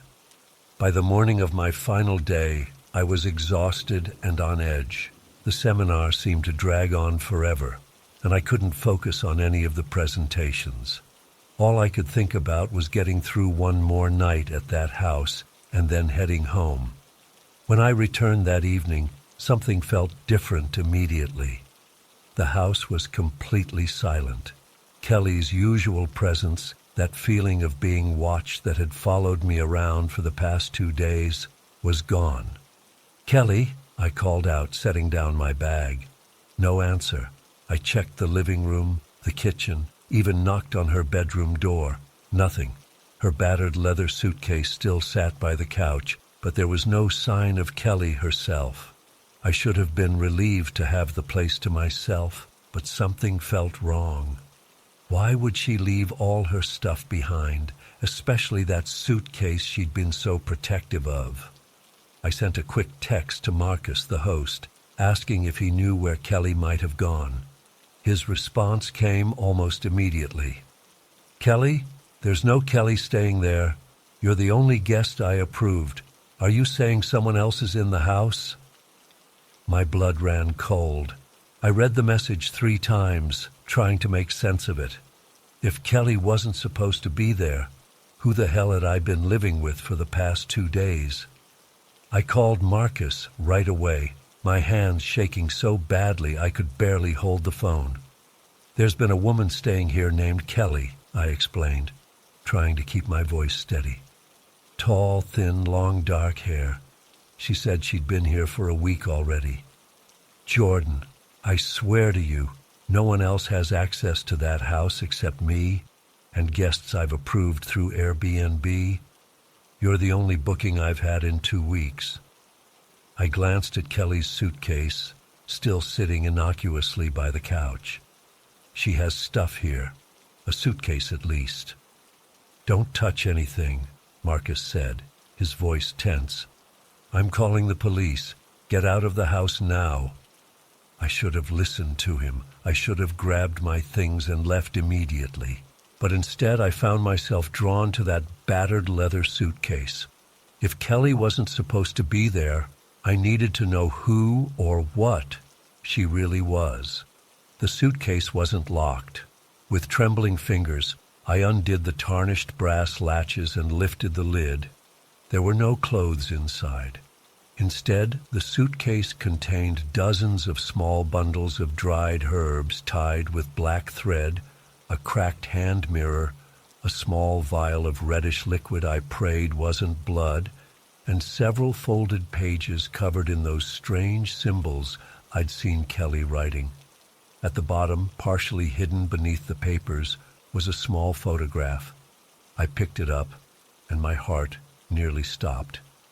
It was a picture of me, taken through the window of the seminar building downtown. In it, I was talking to one of the presenters during a coffee break. On the back, written in neat, precise handwriting, was my full name, Jordan Taylor. Not just Jordan, which was all I'd told Kelly, my complete name. I dropped the photo like it had burned me and backed away from the suitcase. In that moment, I heard it again. That strange humming melody coming from somewhere in the house. I didn't take anything except my phone, wallet, and car keys. I ran straight out the front door and drove to the nearest hotel, where I called both Marcus and the police. Officers were dispatched to the house, but by the time they arrived, the suitcase was gone. There was no evidence anyone besides me had been staying there at all. The police filed a report, but without any proof beyond my word, there wasn't much they could do. Marcus was understandably freaked out and refunded my stay, plus offered me free accommodations if I ever returned to Austin, something I have absolutely no intention of doing. I've spent weeks trying to make sense of what happened. Who was Kelly? How did she get into the house? What did she want with me? The police checked security cameras in the area but found nothing unusual. It's like she never existed, except I know she did. I spoke to her, lived with her for nearly 3 days. Sometimes I still hear that humming in my dreams. I wake up convinced she's standing outside my bedroom door, waiting. I've started putting salt along my windowsills and doorways. I don't even believe in that stuff, but after what happened, I'm not taking any chances. I don't know what Kelly was or what she wanted from me. All I know is I'll never stay in a shared accommodation again. Some nights I lie awake wondering if she found what she was looking for, or if she's still out there, watching, waiting to finish whatever she started.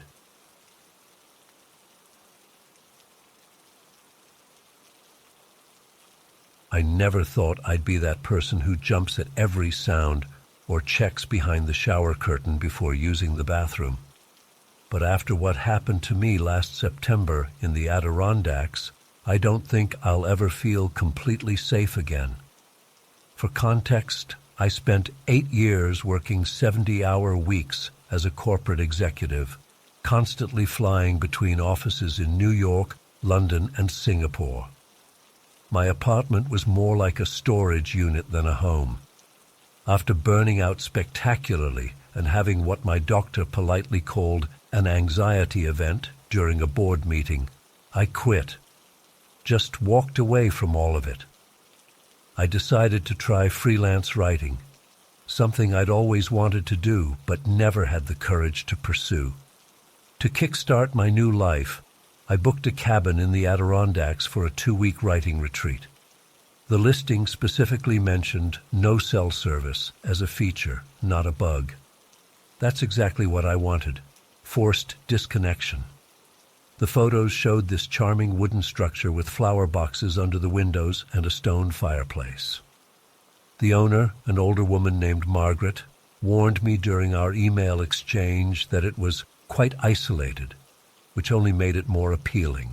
After years of conference calls at 2 a.m. and constant email notifications, isolation sounded like paradise.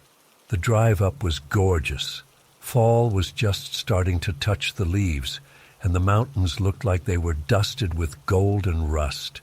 The cabin was about 20 minutes from the nearest small town, down a winding access road, then a long private driveway surrounded by dense forest.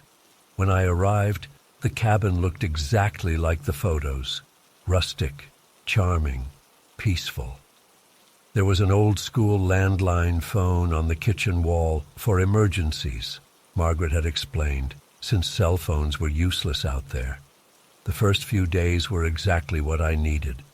I'd wake up naturally with the sunrise, make coffee on the old gas stove, and write at the desk positioned in front of the largest window, which overlooked a small clearing and then dense woods beyond. In the afternoons, I'd hike the nearby trails, occasionally encountering deer that seemed almost tame. Evenings were for reading beside the fireplace with a glass of wine. No emails, no calls, no notifications, no stress. On the third night, a storm rolled in. Not just any storm, the kind that makes you wonder if the roof will hold. Thunder so loud it seemed to shake the foundation. Lightning that lit up the entire forest in camera flash bursts. The rain hit the roof like it was trying to pound its way inside. I actually found it comforting, wrapped in a blanket on the couch with my book, feeling snug and protected. Around 10 p.m., I decided to call it a night. I was brushing my teeth when the landline rang, startling me so badly I dropped my toothbrush. Who would be calling the cabin's landline? Margaret checking in, maybe? But at this hour, during a storm? I hesitated, then went to answer it. The ancient beige phone rang 3 more times before I picked up the receiver. "Hello?" I said. There was nothing but static, that hissing, crackling sound of a bad connection. Then something that might have been breathing, and then the line went dead. I stood there for a moment, the dial tone buzzing in my ear. Probably just the storm affecting the line, I told myself, or a wrong number. I hung up and went to bed, falling asleep to the sound of rain hammering the roof. The next morning was that special kind of clean that follows a big storm. Vibrant colors, crisp air, droplets clinging to every surface. I made my coffee and stepped onto the porch to enjoy the morning. That's when I noticed it. The phone line that ran from a pole near the driveway to the cabin was hanging loose, its end dangling about 5 feet off the ground. Curious, I walked over in my slippers, coffee in hand. The line hadn't been torn by falling branches or wind. It had been cut. Clean edges, not frayed. Someone had deliberately severed it with what must have been wire cutters or a similar tool. A cold feeling settled in my stomach. But the rational part of my brain, the part that had managed high-stress situations for years, kicked in. It was probably just animals, I thought. Maybe a bear or something had gotten tangled in it and it tore that way.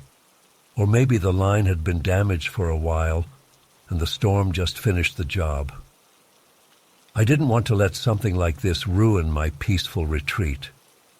I decided to continue with my day as planned. I wrote all morning, made lunch, and then took a longer hike than usual, trying to shake off the uneasiness I felt. By the time I returned to the cabin in the late afternoon, I had almost convinced myself that the phone line wasn't a big deal. That's when I saw them, muddy footprints leading right up to the window where my desk was positioned.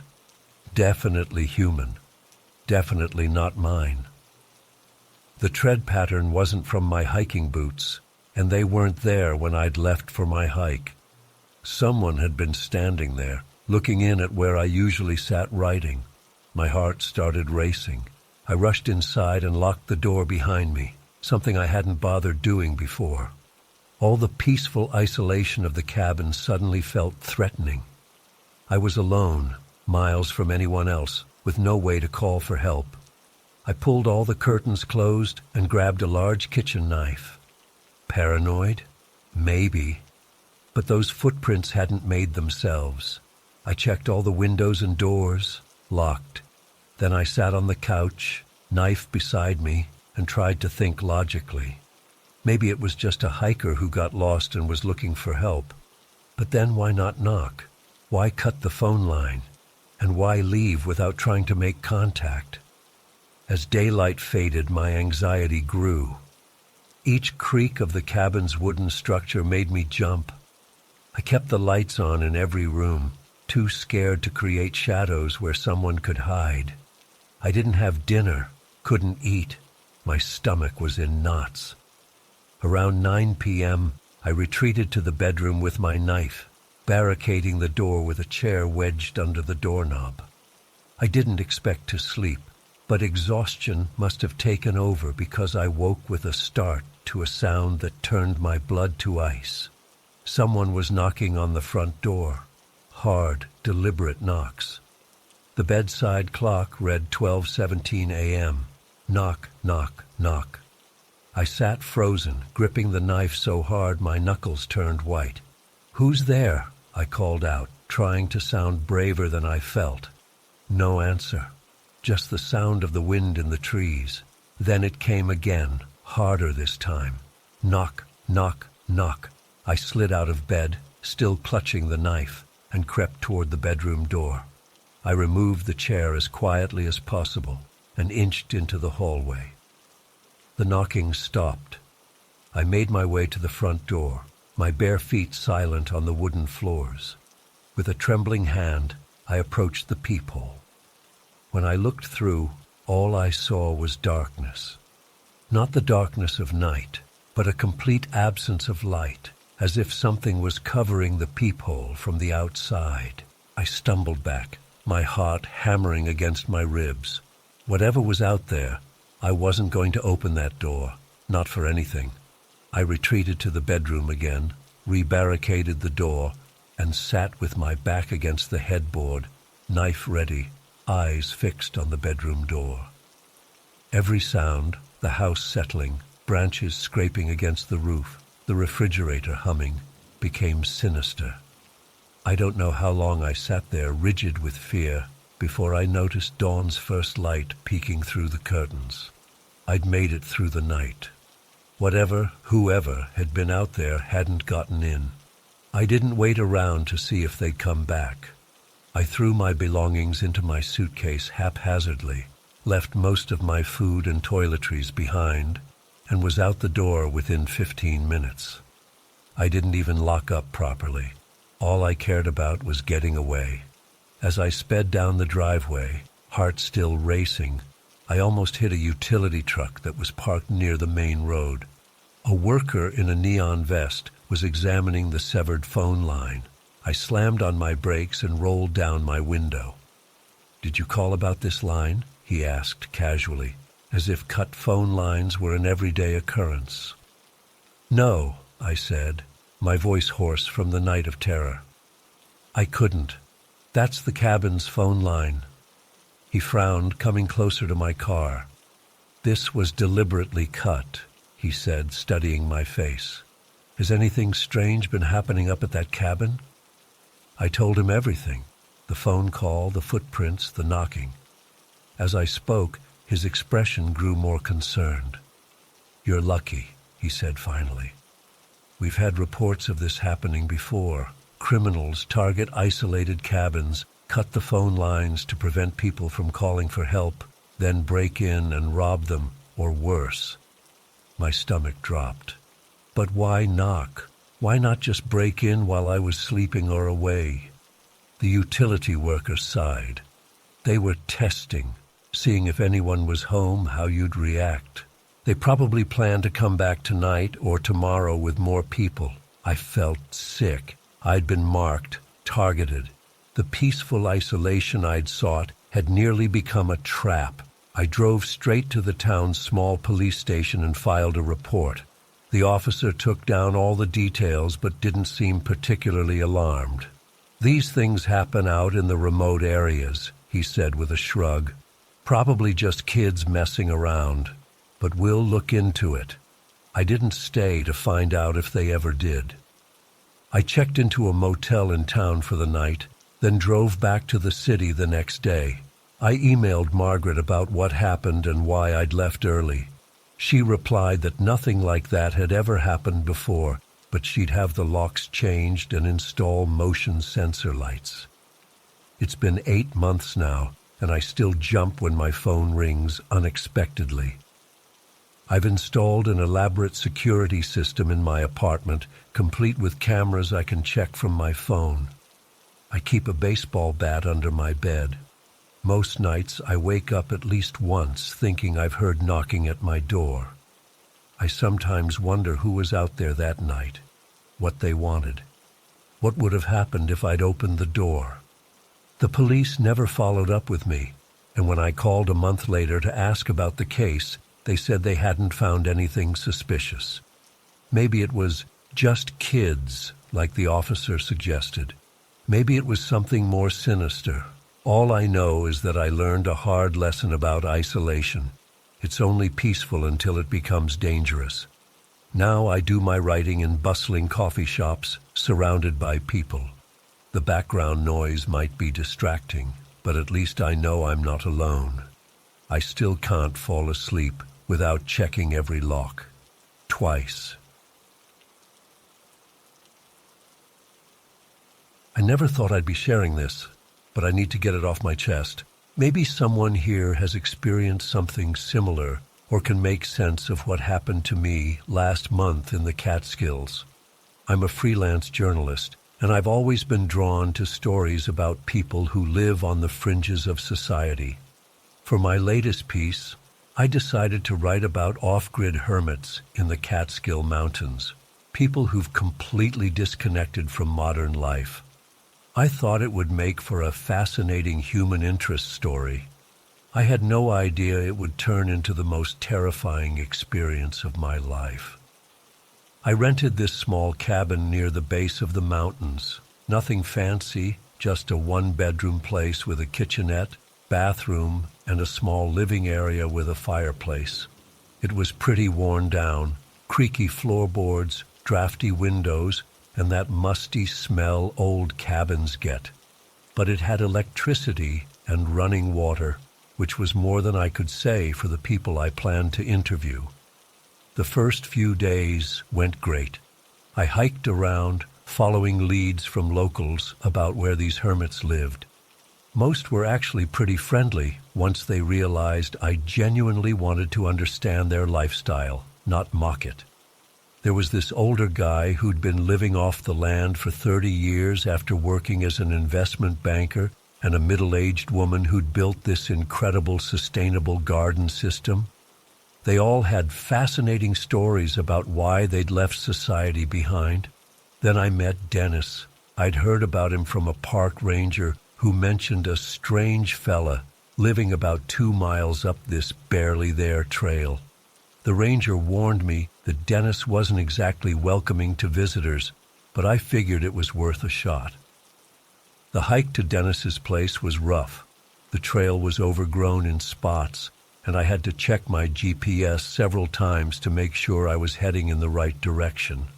After about an hour, I spotted what I can only describe as a shack, a patchwork structure of corrugated metal, wood planks, and what looked like pieces of an old RV. Dennis was outside chopping wood when I approached. He was tall and wiry, with this wild gray beard and the most intense eyes I've ever seen, pale blue, almost translucent. When he noticed me, he immediately stopped what he was doing and just stared. I explained who I was and why I was there, trying to sound as non-threatening as possible. He didn't say anything for what felt like forever, just kept staring at me with those piercing eyes. Finally, he muttered something about "might as well," and gestured for me to follow him inside. The inside of his shack was cluttered, but organized in its own strange way. Every surface was covered with items, tools, jars of preserved food, books, and things that looked like they'd been salvaged from dumps or abandoned buildings. The interview, if you can call it that, was bizarre. Dennis never directly answered my questions. Instead, he'd go off on these tangents that barely made sense. He kept repeating this phrase about outsiders who take and leave without caring about what they leave behind. "You're all the same," he said at one point, his voice low and gravelly from what I assumed was years of limited human contact. "Come up here, take what you want, stories, pictures, whatever, and leave. But you always leave something behind. Always." I didn't know what he meant, but something about the way he said it made the hair on the back of my neck stand up. I wrapped up the interview as quickly as I could after that, thanking him for his time. As I was leaving, he called out, "Hope you like your cabin, journalist. Hope it feels safe." I told myself he was just a harmless eccentric, but his words stuck with me as I hiked back down the mountain. I couldn't shake the feeling that he knew exactly which cabin I was staying in, even though I'd never mentioned it. 2 days later, I returned to my cabin after interviewing another hermit who lived on the other side of the mountain. It was late afternoon, and the sun was already starting to disappear behind the trees. As I approached the cabin, something caught my eye, a piece of paper nailed to my door. It was a note written in jagged, uneven handwriting, "Leave or regret it." My first thought was Dennis. Who else could it be? But I tried to rationalize it. Maybe it was just local kids playing a prank. Maybe it wasn't even meant for me. I took the note inside, my hands shaking slightly as I examined it. The paper looked old, yellowed at the edges, and the ink had that faded quality that suggested it had been written with an old pen. I decided the best way to handle it was to ignore it. I tossed the note into the fireplace and watched it burn, telling myself I was overthinking things. I made dinner, opened my laptop, and started editing my notes from the interviews. Around 9 p.m., I heard footsteps outside. At first, I thought it might be an animal, maybe a deer or something. But the rhythm was too deliberate. Crunch, crunch, crunch on the gravel and leaves surrounding the cabin. Then they stopped. I held my breath, straining to hear any other sound, but there was nothing. I got up and checked that the door was locked, then did the same with all the windows. I told myself it was probably nothing, but I slept with my phone in my hand that night. 911 pre-dialed, just in case. When I woke up the next morning, everything seemed normal at first. Then I noticed something by the door that made my stomach drop. Deep scratches in the wood around the lock, scratches that definitely hadn't been there the day before. Someone had tried to get in during the night. I called the rental agency right away, my voice probably higher than normal as I explained what happened. The woman on the phone sounded bored, almost annoyed. "It's probably just local kids," she said dismissively. "They like to scare the tourists sometimes. Nothing to worry about." I didn't believe her. This felt targeted, personal. But what could I do? I was on assignment, and I needed to finish my interviews. I decided to take matters into my own hands. I drove to the nearest hardware store and bought a heavy-duty padlock and a door reinforcement kit. I spent the afternoon installing everything, constantly looking over my shoulder, feeling like I was being watched from the surrounding woods. That night, I tried to work, but I couldn't focus. Every sound from outside made me jump. Around midnight, I was about to turn in when I noticed movement through the window. A tall, lanky figure moving between the trees at the edge of the clearing where my cabin sat. The figure was there for just a second before disappearing back into the darkness. But it was enough to convince me I wasn't imagining things. I barely slept. When morning came, I cautiously stepped outside and saw what I had feared: boot prints in the soft soil surrounding the cabin. They circled the entire structure, as if someone had been studying it, looking for a way in. I should have left right then. That's what any rational person would have done.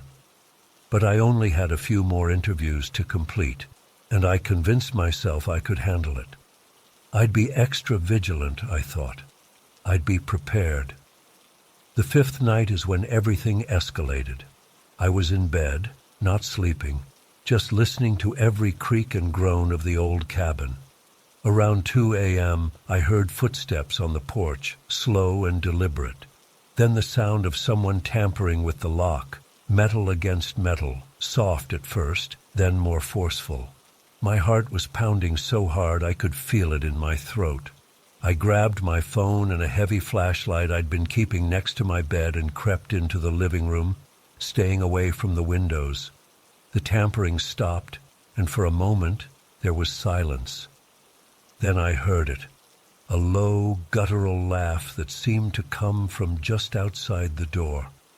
"I know you're in there, journalist," a voice rasped. It was Dennis, I was sure of it. "You should have listened." Then a loud bang against my bedroom window made me nearly jump out of my skin. It sounded like someone had struck it with something heavy, not enough to break it, but enough to let me know they could if they wanted to. More laughter followed, then another bang, this time against a different window. This continued for what felt like hours, knocking on different parts of the cabin, rattling the door handle, that awful laughing. I was huddled in the bathroom, the only room without windows, my finger hovering over the call button on my phone. But I was miles from the nearest police station. By the time they arrived, who knew what could happen? Finally, around 4 a.m., I heard footsteps retreating, crunching through the leaves and gravel, getting fainter until I couldn't hear them anymore. I stayed in the bathroom until sunlight started streaming through the crack under the door. In the morning light, everything looked normal again, which somehow made it all more terrifying. The only evidence of the night's events were fresh boot prints in the mud and a small crack in my bedroom window where something had struck it. I didn't waste any time. I threw my belongings into my car and drove to the nearest town, about 20 miles away. I found a small diner and sat there, hands still shaking as I ordered coffee. The waitress must have noticed something was off because she asked if I was okay. When I mentioned where I'd been staying, her face changed. "That cabin near Black Rock Trail?" she asked, her voice dropping. "Not many folks like staying there for long. It's too close to—" She paused, like she was deciding whether to continue. "There's a mean old hermit up in those parts. He doesn't take kindly to outsiders. Folks say he's run off more than a few tourists who got too close to his territory." I reported everything to the local police, but they didn't seem particularly concerned. The officer who took my statement actually chuckled when I described the laughing. "Sounds like someone was having a bit of fun with you," he said. "No harm done, right?" But there was harm done. Maybe not physical, but I haven't been able to shake this feeling of being watched ever since. I finished my article remotely, using the interviews I'd already conducted. My editor wasn't happy that I didn't get more perspectives, but I didn't care. No story was worth what I went through. I still don't know exactly what Dennis wanted or why he targeted me so intensely. Was it just territorial behavior from someone who'd been isolated too long? Or was there something more sinister behind his warnings about what outsiders leave behind? I've sworn off assignments in isolated locations, at least for now. Sometimes I still wake up in the middle of the night, thinking I hear that horrible laugh or footsteps circling my apartment. I know it's just my imagination, but the fear feels so real, the most unsettling part. Last week I received a small package in the mail at my home address, which I never shared with anyone in the Catskills. Inside was a yellowed piece of paper with those same jagged letters. You left something behind. I have no idea how Dennis found out where I live. I've installed a security system and new locks, but I can't stop thinking about what he meant. What did I leave behind? And more importantly, what followed me home?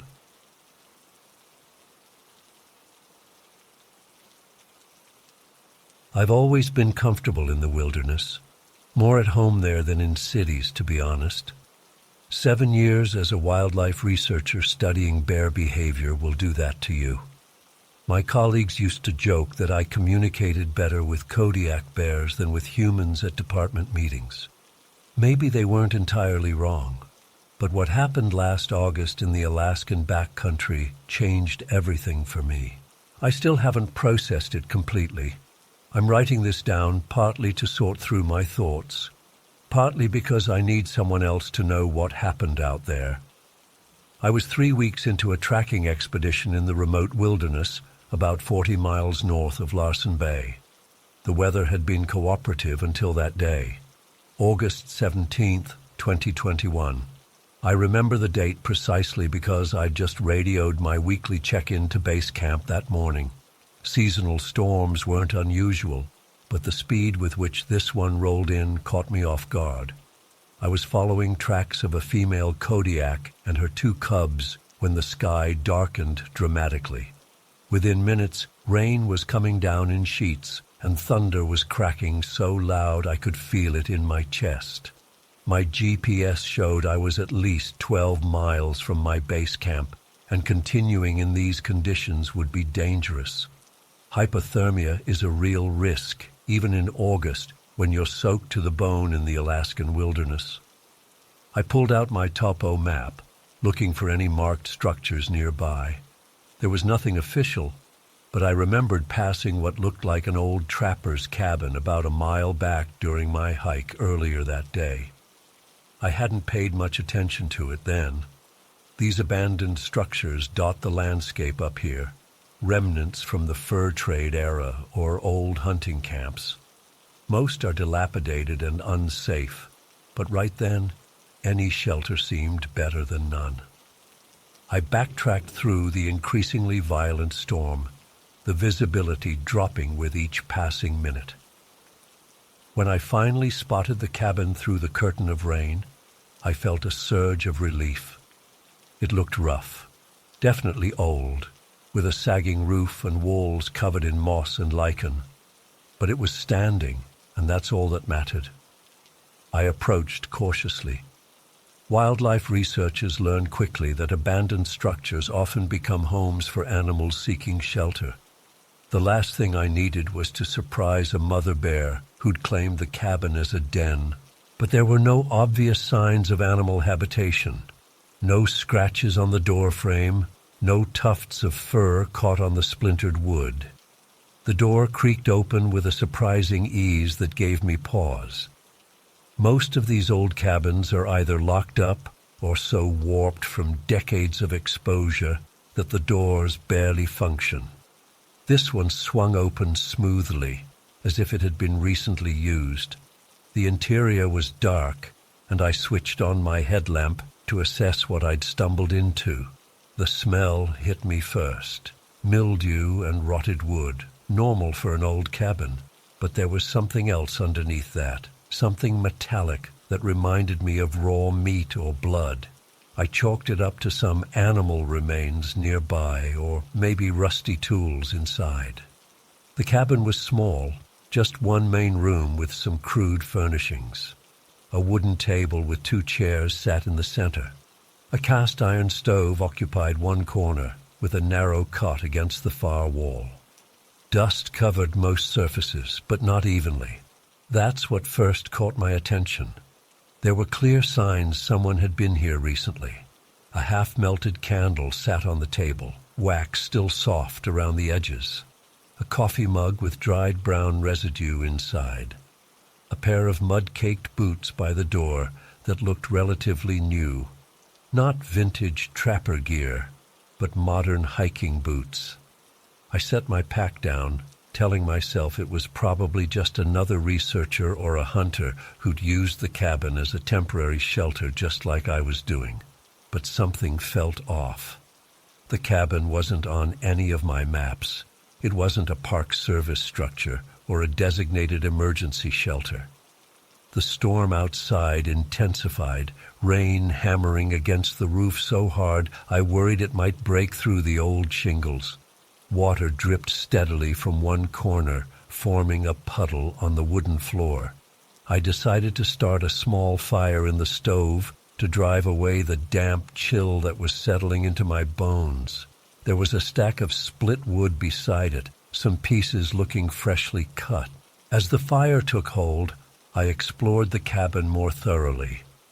My curiosity led me to a notebook that was sitting on the table. It was a standard field journal, the kind I use myself, waterproof paper with a spiral binding. I picked it up, thinking it might belong to another researcher who could tell me more about this area. The first entries seemed benign enough: weather observations, wildlife sightings, tracks found. The handwriting was neat, but oddly mechanical, almost like someone trying too hard to be precise. Dates at the top of each page showed entries going back about 3 months. As I read further, the content took a disturbing turn. Rather than wildlife, the writer had begun documenting people. Hikers on North Trail, man and woman, mid-30s. She limps slightly. He carries red backpack. Watched from ridge for 3 hours. They never saw me. The next entry. Family of 4 at Beaver Creek. 2 children under 10. Parents distracted. Easy to follow within 50 yards without detection. My stomach tightened as I flipped through more pages. The writer had been systematically observing and following visitors to the area, recording their movements, their schedules, how they set up camp. One entry particularly chilled me. Woman with red jacket, solo hiker, follows same route each morning. Tracked her to ridge overlooking valley. She stops to photograph eagles. Always alone for 30-plus minutes. No satellite phone visible. My hands were shaking by now. I was wearing a red Gore-Tex jacket. I had been photographing eagles at a ridge point about 2 miles from here just yesterday morning. Had someone been watching me? I closed the notebook and stood up quickly, knocking the chair backward. It clattered loudly in the small space. I froze, suddenly aware of how much noise I was making. Was I alone? The cabin seemed empty, but now my eyes darted to a door I hadn't noticed before. A small one, likely leading to some kind of pantry or storage space. Against my better judgment, I moved toward it. The wooden floor creaked under my boots. The door wasn't fully closed. A thin gap showed darkness beyond. I pushed it open slowly. It was indeed a pantry, with shelves holding canned goods and supplies. But on the floor were fresh cigarette butts, at least 5 of them, not yet disintegrated by moisture or time. Someone had been standing in this tiny space, smoking, recently. That's when I knew I needed to leave, storm or no storm. I wasn't finding shelter in this cabin. I was trespassing in someone's active residence. someone who had possibly been stalking me and other hikers in the area. I gathered my gear quickly, shoving the still damp rain jacket back on. The rain continued to pour outside, but fear is a powerful motivator. I'd rather risk the elements than stay another minute. As I was stuffing my map back into my pack, I heard it, a rustling sound outside. Could have been the wind in the trees, could have been an animal. But my instincts, honed by years in the wilderness, told me it was neither. I extinguished my headlamp immediately and moved silently to one of the boarded windows. A crack between two planks allowed me to peer out into the rainy darkness. At first I saw nothing but sheets of water cascading down. Then movement caught my eye. A figure moving with deliberate steps among the trees surrounding the cabin. It wasn't a bear. It wasn't any animal. It was a person, dressed in dark clothing, approaching with the practiced stealth of a predator. They paused, seeming to notice something, maybe my footprints leading to the cabin or some other sign of my presence. I backed away from the window, mind racing. The main door was out of the question now. The figure was approaching from that direction. My eyes darted around the small space, looking for another exit. There was a window on the back wall, partly broken and covered with a piece of tarp nailed loosely to the frame. I moved toward it just as a voice called out from outside. "Who's in there? I know someone's inside." The voice was deep, menacing in its calmness. Not the voice of someone surprised to find an unexpected guest. The voice of someone who had been hunting. I heard heavy footsteps on the small porch, then the door handle turning. I didn't wait to see what would happen next. I yanked the tarp from the back window and pushed myself through the opening, not caring about the broken glass that tore at my sleeve. The drop was only about 3 feet, and I hit the muddy ground running. The forest was dark, the rain still coming down hard, but terror gave me perfect clarity. I ran without my headlamp, using just the faint ambient light and my knowledge of wilderness navigation. Behind me, I heard the cabin door slam open. I risked a single glance back. A tall figure stood in the doorway, backlit by the glow of the stove fire I'd lit. They were perfectly still, just watching as I disappeared into the trees. They didn't give chase. Somehow, that was more terrifying than if they had. I ran for what felt like hours, though my watch later told me it was just over 40 minutes. The rain eventually stopped, but I didn't. I navigated by the stars once they became visible, heading southeast toward the ranger station at Carluck Lake. It was farther than my base camp, but I wasn't thinking about convenience, only safety in numbers. When I finally reached the ranger station the next morning, having traveled through the night, I must have looked half mad, soaked, muddy, wild-eyed from no sleep and constant fear. I blurted out my story to the 2 rangers on duty, expecting immediate alarm. Their initial response was casual concern. They've dealt with plenty of hikers spooked by wilderness encounters. But when I mentioned the notebook with detailed observations of people, their demeanor changed dramatically. They exchanged a look I couldn't quite interpret. "You said this cabin was about 12 miles northwest of your camp?" one asked, pulling out a map. I pointed to the approximate location.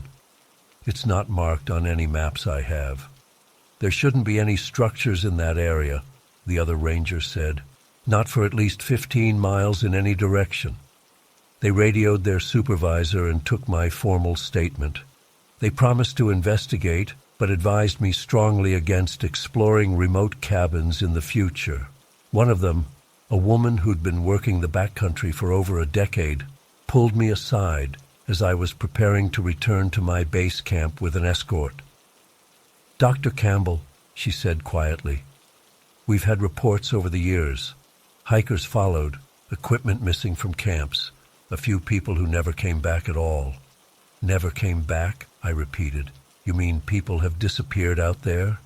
She nodded. The wilderness is vast. People get lost. Animals attack. But some cases, we just don't know. We've never found anything concrete to investigate. I stayed at the ranger station that night, unable to face returning to my isolated camp. A week later, as I was preparing to conclude my research trip early, I learned the rangers had reached the location I'd described. The cabin was still there, but it had been abandoned when they arrived. The notebook was gone. The supplies were gone. Even the mud-caked boots by the door were gone.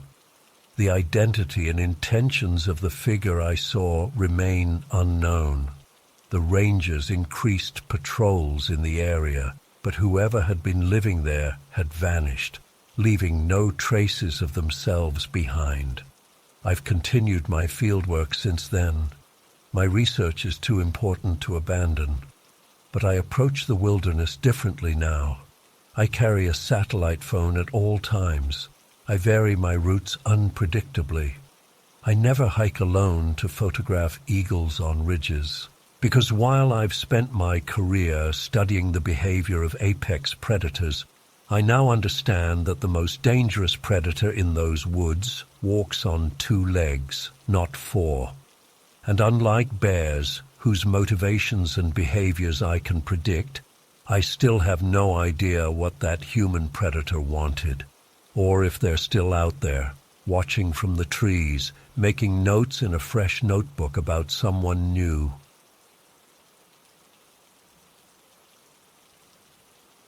I never thought I'd be the kind of person sharing something like this online, but honestly, I need to get this off my chest. Maybe someone out there has experienced something similar. All I know is that after 12 years as a firefighter in Charlotte, I thought I'd seen the worst humanity had to offer. Turns out, whatever was outside that cabin might not have been human at all. After leaving the department last summer, I was burnt out, completely exhausted, mentally and physically. My therapist suggested I take some time away from everything. City noise, people, responsibilities. Reconnect with yourself, she said. So last November I found this little cabin in the Blue Ridge Mountains, about 40 miles from the nearest town. The listing advertised it as off-grid seclusion for the true nature lover. Perfect, I thought. The cabin owner, a guy named Darren, met me at a general store in the closest small town to hand over the keys. He explained the solar panel setup, the well pump system, and warned me cell service would be spotty at best. I didn't care. I needed the disconnect. The drive up to the cabin took almost an hour from that store, mostly on unmarked forest roads that twisted through dense woods. The cabin itself was nothing special, just 1 bedroom, a small kitchen connected to a living area with a stone fireplace, and a bathroom with one of those composting toilets. The whole place was maybe 800 square feet, but the selling point was the wraparound porch that overlooked nothing but trees, and more trees dropping down into a valley. My first few days were exactly what I needed. I'd wake up with the sun, make coffee on the little propane stove, and just sit on that porch watching fog lift from the valley below. During the day, I'd hike the unmarked trails that Darren had roughly sketched on a map for me. Nights were spent reading by the fireplace or just sitting in silence watching the flames. The quiet was incredible. In the city, there's always some background noise, traffic, sirens, neighbors. Up there, when the wind stopped, the silence was almost physical. The darkness, though, that took some getting used to. I'd experienced blackouts during storms and power outages before, but nothing compares to the absolute darkness of those mountains on a cloudy night. No streetlights, no distant glow of a city, nothing. Just complete, consuming darkness outside the windows. It was during my first week, maybe 5 days in, when I woke up around 2 a.m. to what sounded like faint tapping. At first I thought I'd dreamed it, but then I heard it again, tap, tap, tap, coming from the direction of the living room. The sound was so light that if there had been any other noise, I probably wouldn't have noticed it. I got up, grabbed my flashlight, and went to check it out. The tapping seemed to be coming from the window next to the fireplace. I shined my light outside but couldn't see anything except the reflection of the glass. I figured it must be a branch scraping against the window in the wind. The next morning, I went outside and trimmed back several branches that were close to the cabin. Problem solved, I thought. Just nature doing its thing. That night, I was reading by the fireplace when I heard what sounded like footsteps on the porch. Slow, deliberate steps moving across the wooden boards. The hair on my arms stood up immediately. My firefighter instincts kicked in. Assess, then act. I grabbed my flashlight and my pocket knife, wishing I'd brought something more substantial, and moved cautiously to the front door. I stood there listening for a good minute before working up the courage to open it. The footsteps had stopped. Stepping onto the porch, I swept my flashlight beam across the wooden planks. Nothing at first. Then I noticed something near the corner, a single muddy footprint. It was oddly shaped, too small to be a bear or any large animal, but not quite human either. The shape was elongated, almost like someone walking on the outside of their foot. I went back inside and double-checked all the locks. Then I sat up for another hour, listening, but heard nothing more. By morning, I'd convinced myself it was probably just a raccoon or some other animal I hadn't properly identified. The wind had picked up overnight, and when I checked the porch, leaves had scattered across it, obscuring any evidence of the footprint I thought I'd seen. On my 9th night at the cabin, things escalated. I was getting ready for bed around 11:30 when the tapping started again, louder this time and more insistent. Tap, tap, tap, pause, tap, tap, tap. It started at the fireplace window, then moved to the kitchen window, like whatever was making the sound was circling the cabin. My heart was pounding as I grabbed my flashlight. I moved to the kitchen window and hesitated before pulling back the curtain. When I finally did and shined the light outside, I nearly dropped it in shock. For just a split second, my beam caught two eyes staring directly back at me, unblinking, reflective, like a deer's eyes but higher off the ground. They disappeared so quickly I almost doubted what I'd seen. I fumbled with the flashlight, cursing as I dropped it. When I picked it up and shined it out again, whatever had been there was gone. I closed all the curtains in the cabin and, for the first time, wished I'd taken Darren up on his offer to borrow his shotgun. "Just in case you see any aggressive wildlife," he'd said casually when handing me the keys. Now I understood why he'd offered. I didn't sleep that night. Instead, I sat in the living room with all the lights on, listening. Several times I could swear I heard something moving around outside, not the random sounds of forest animals, but deliberate movement. Footsteps circling the cabin, pausing occasionally at the windows. I told myself it was just my imagination, my brain creating patterns from random forest noises, but deep down, I knew something was out there. By morning, exhaustion had overtaken fear, and I fell into a restless sleep on the couch. When I woke up around noon, everything seemed normal again in the daylight. I seriously considered packing up and leaving then, but a part of me felt ridiculous. What would I tell Darren? That I got spooked by some animal outside the cabin? After dealing with burning buildings and car wrecks for over a decade, I didn't want to admit I'd been scared off by what was probably just a curious deer or fox. So I decided to stay one more night. Just one more, and then I'd head back to civilization. I spent the day chopping extra firewood, keeping myself busy to avoid thinking about what had happened. As the sun started setting, I built the biggest fire I could in the fireplace and made sure every light in the cabin was on. I even found some fishing line in a drawer and rigged it across the porch steps, a makeshift alarm system that would send some empty cans clattering if anything tried to come up. Around 10 p.m., I was sitting by the fire trying to focus on my book, but really just listening for any sounds outside. For about an hour, everything was quiet. Then it started, not tapping this time, but scratching. It sounded like fingernails dragging slowly across glass. The sound came from the window behind me, and I froze, book still open in my hands, afraid to turn around. The scratching continued, moving from one window to another. I finally gathered the courage to turn and look toward the sound.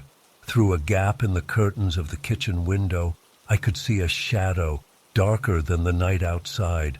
Something was definitely there, standing just outside. My hands shaking, I reached for my flashlight.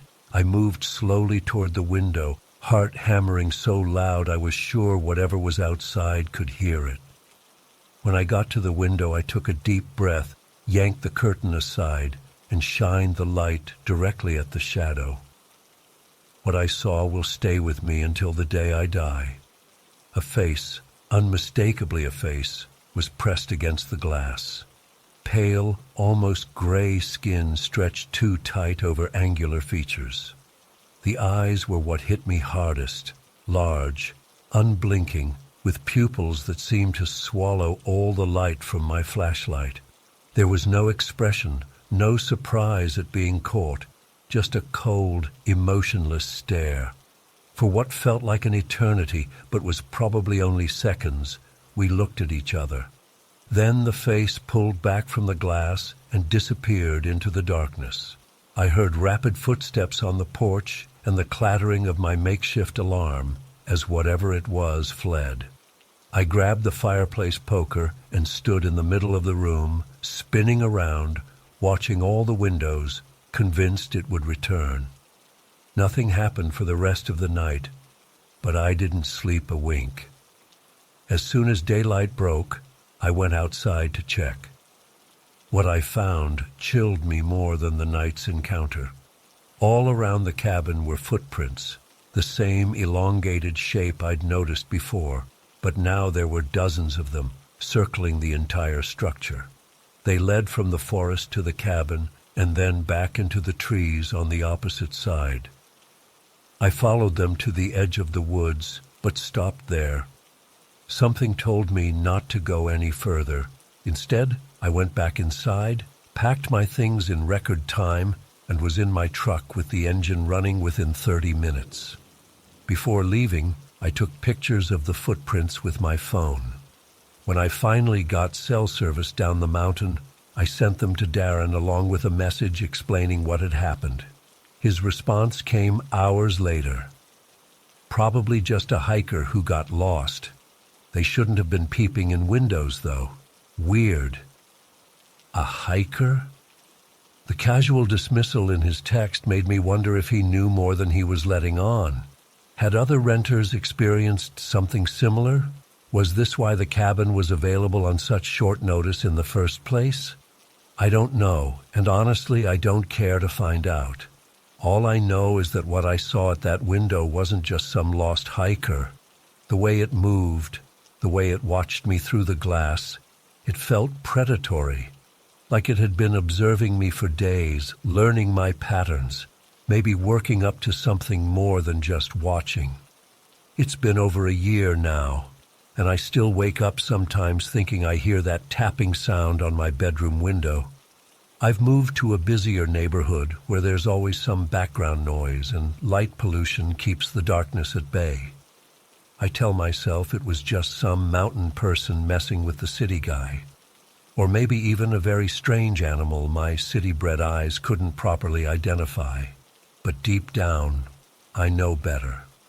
Whatever was watching me through that glass wasn't there by accident. It had purpose. And sometimes, in my darkest thoughts, I wonder what would have happened if I'd stayed just one more night. I've always been the kind of person who valued their personal space and alone time. As a freelance marketing consultant here in Phoenix, I work with a lot of clients face-to-face during the day, which can be mentally draining. So my evenings were sacred to me, just me, a glass of wine, maybe some mindless TV, and the peaceful quiet of my two-bedroom house in what I always thought was a good neighborhood. That night in October started like any other. It was a Tuesday, and I'd had back-to-back meetings with clients from 8 a.m. until almost 6 p.m. By the time I got home, I was exhausted but satisfied. I'd landed 2 new accounts and was looking forward to celebrating with a nice Cabernet I'd been saving. My brother Jake had borrowed my car since his was in the shop, so I'd been using Uber all day. Not a big deal, just meant my driveway was empty. I remember thinking how nice it was to kick off my heels and just exist in my own space after a day of being on. I heated up some leftover pasta, poured that glass of wine, and settled on the couch to watch whatever reality show garbage was on. I think it was around 11:30 when I decided to call it a night. I remember checking my phone one last time, a habit I've been trying to break, and then heading upstairs to my bedroom. I was just about to drift off when my phone buzzed with a notification. My heart jumped a little. Isn't it funny how we've been conditioned to react to those things? It was my home security app alerting me that the backdoor sensor had been triggered.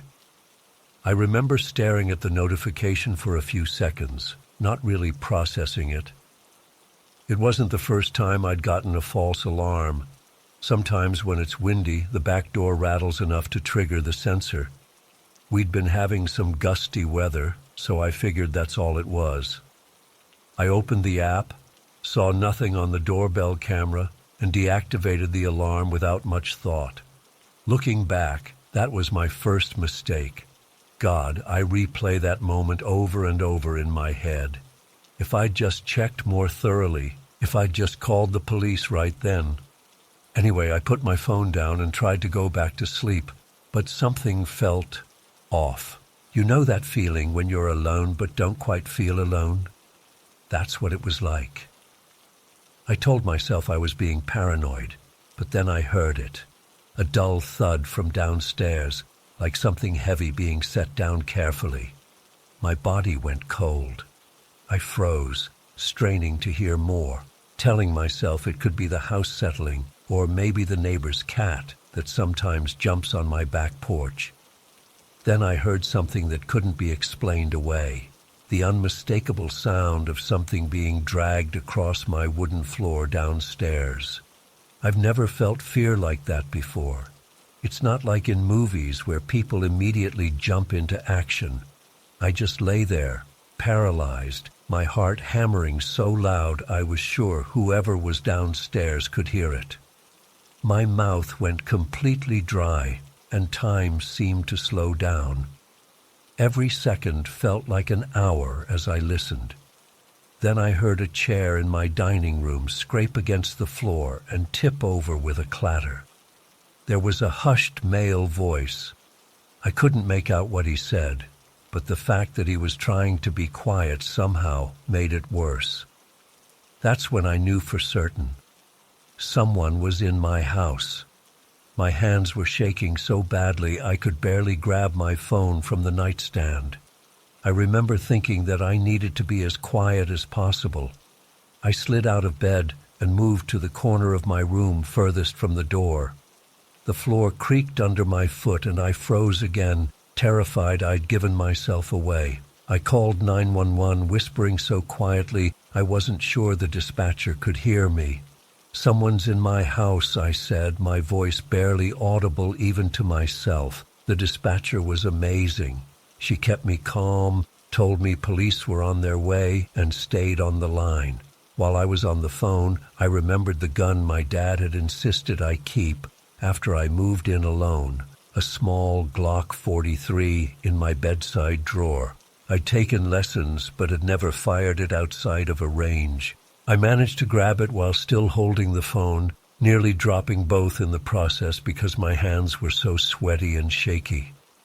The weight of it was both reassuring and terrifying. I'd never imagined I might actually need to use it. As I stood there in the corner of my bedroom, gun in one trembling hand and phone in the other, I heard footsteps on the stairs.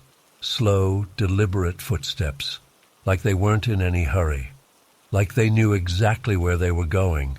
The steps stopped outside my bedroom door. I held my breath, gun pointed at the door, finger resting beside the trigger like I'd been taught. The doorknob didn't turn. My bedroom door has a lock, and I'd locked it out of habit when I went to bed. Thank God for small mercies, right? What happened next still makes my skin crawl when I think about it. There was a soft knock on the door, not forceful or demanding, just a gentle tap, tap, tap, almost polite, like whoever was out there was asking permission to come in. I didn't make a sound. The dispatcher on the phone was silent too, but I could hear her breathing. The knocking came again, a little more insistent this time. Then I heard a man's voice, quiet but clear. "We know you're in there." I think I stopped breathing. The doorknob rattled slightly, testing the lock. I raised the gun higher, aiming at the middle of the door, my arms shaking with the effort of holding it steady. I remember thinking that if that door opened, I wouldn't hesitate to pull the trigger. The next few minutes were the longest of my life. I could hear movement outside my door, hushed voices. There was more than one person out there. I heard what sounded like something metallic touching the lock. Were they trying to pick it? Break it? I'll never know, because that's when I heard the most beautiful sound I've ever heard. Police sirens in the distance, getting closer. There was a moment of silence outside my door, then a flurry of movement. Heavy footsteps running back down the stairs, some kind of crash from the main floor. I stayed exactly where I was, gun still pointed at the door, until I heard shouting downstairs. "Police! Get on the ground!"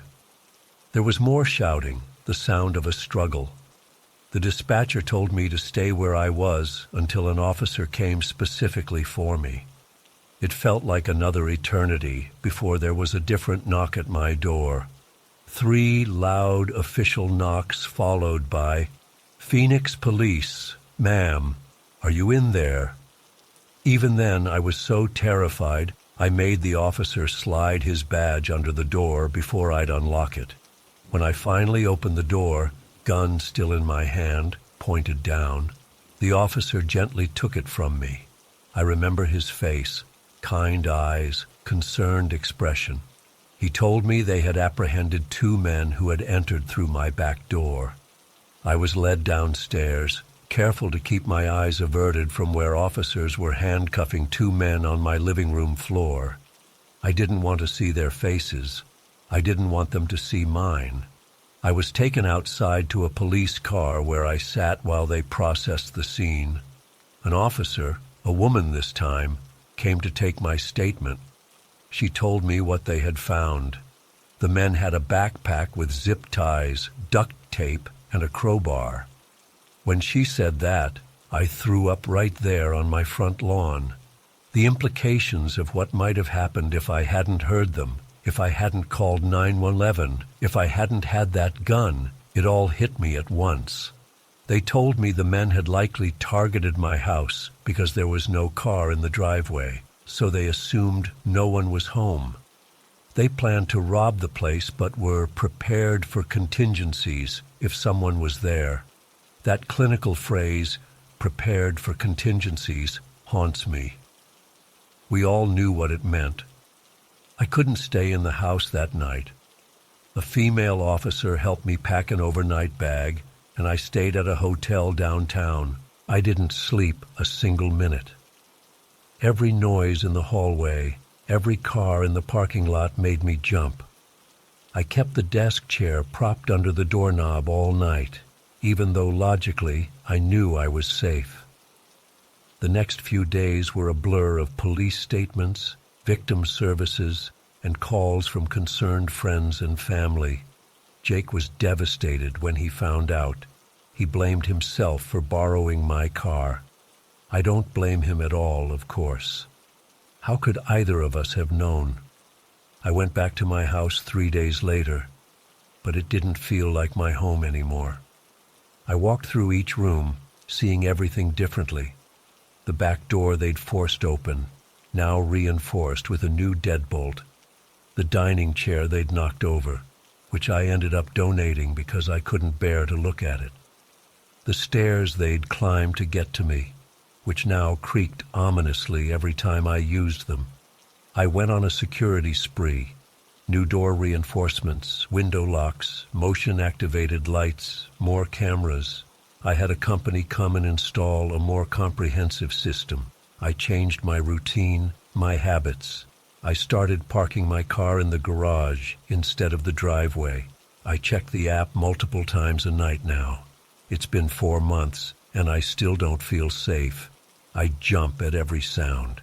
I wake up multiple times each night, convinced I hear someone in the house. I've started sleeping with the gun on my nightstand again, even though the therapist I'm seeing says that might not be healthy. When I'm home alone, I turn on music or the TV just to have noise. The silence makes me too aware of every little creak and groan the house makes. The worst part is that my sanctuary, my peaceful, quiet home, has become a source of anxiety. The solitude I once craved now feels threatening.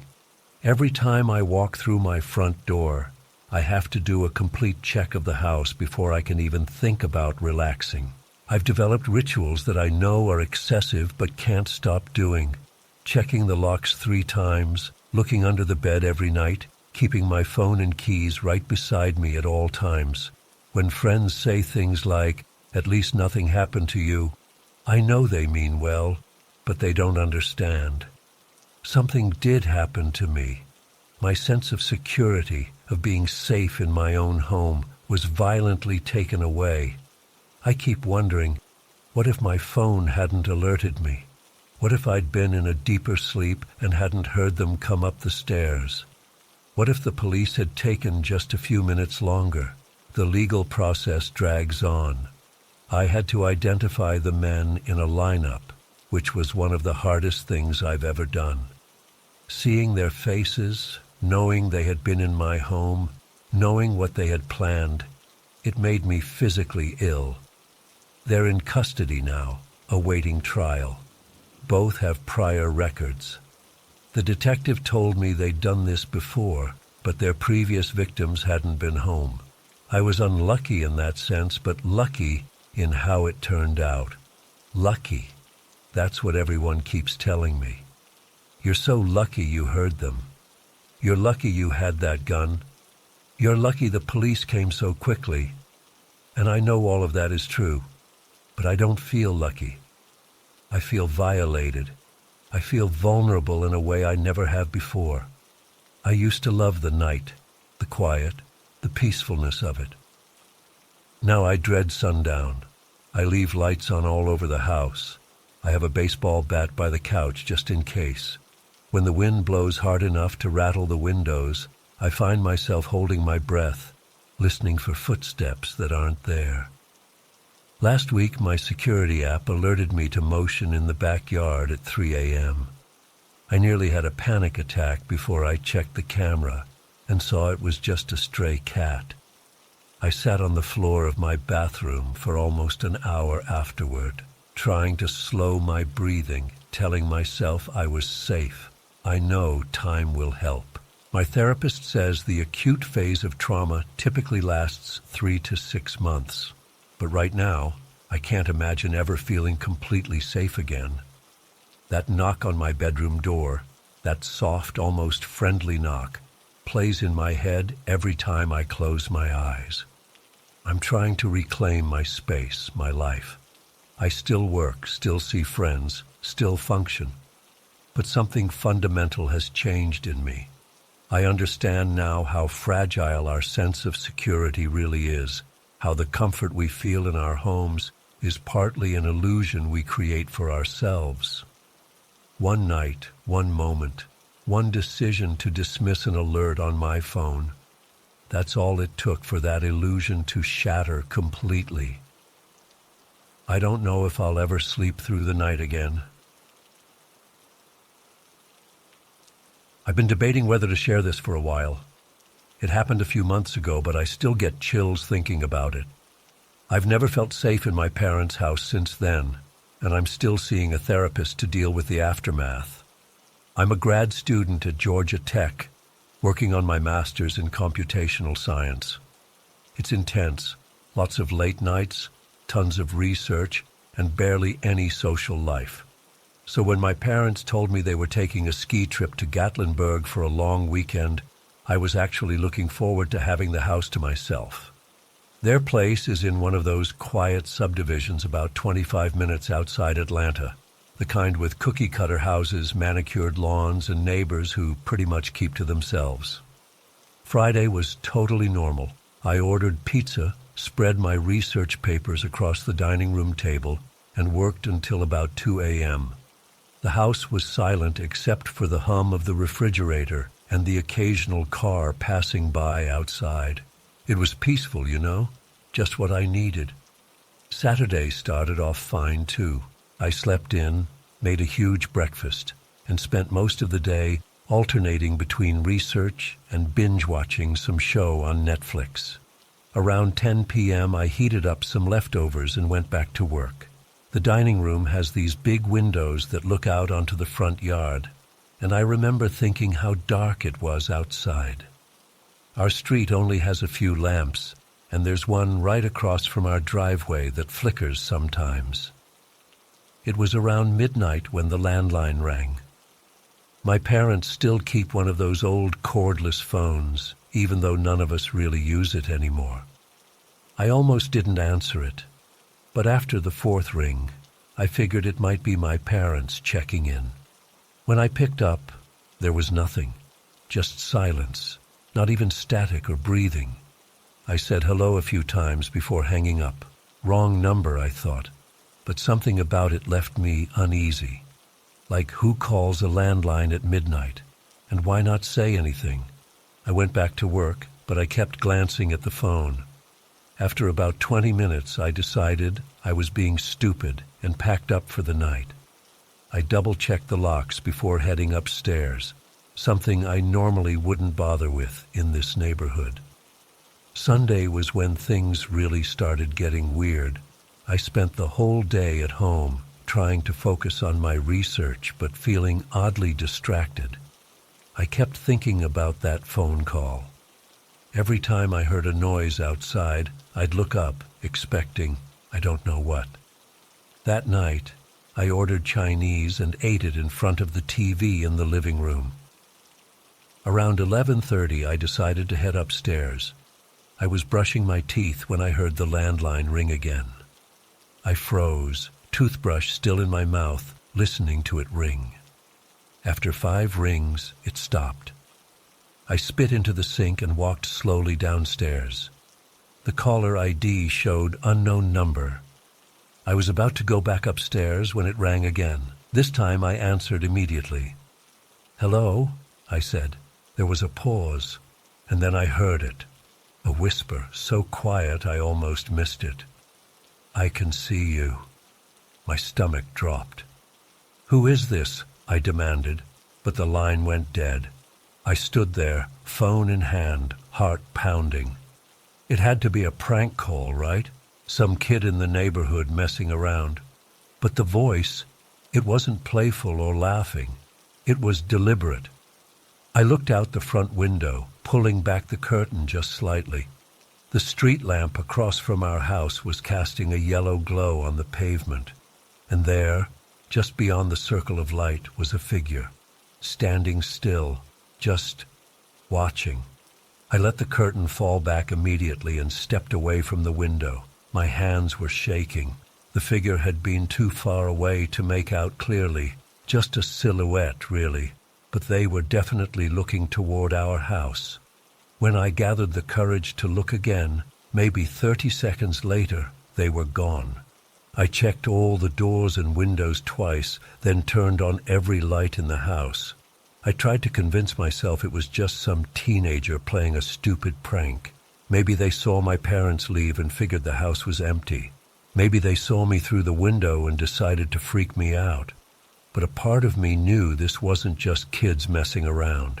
Kids don't stand motionless in the dark, staring at houses, and they don't usually have the patience to set up something like this over multiple days. I barely slept that night. Every noise made me sit up in bed, listening. I kept my phone next to me, ready to call 911. When morning finally came, I was exhausted but relieved. Monday, I tried to act normal.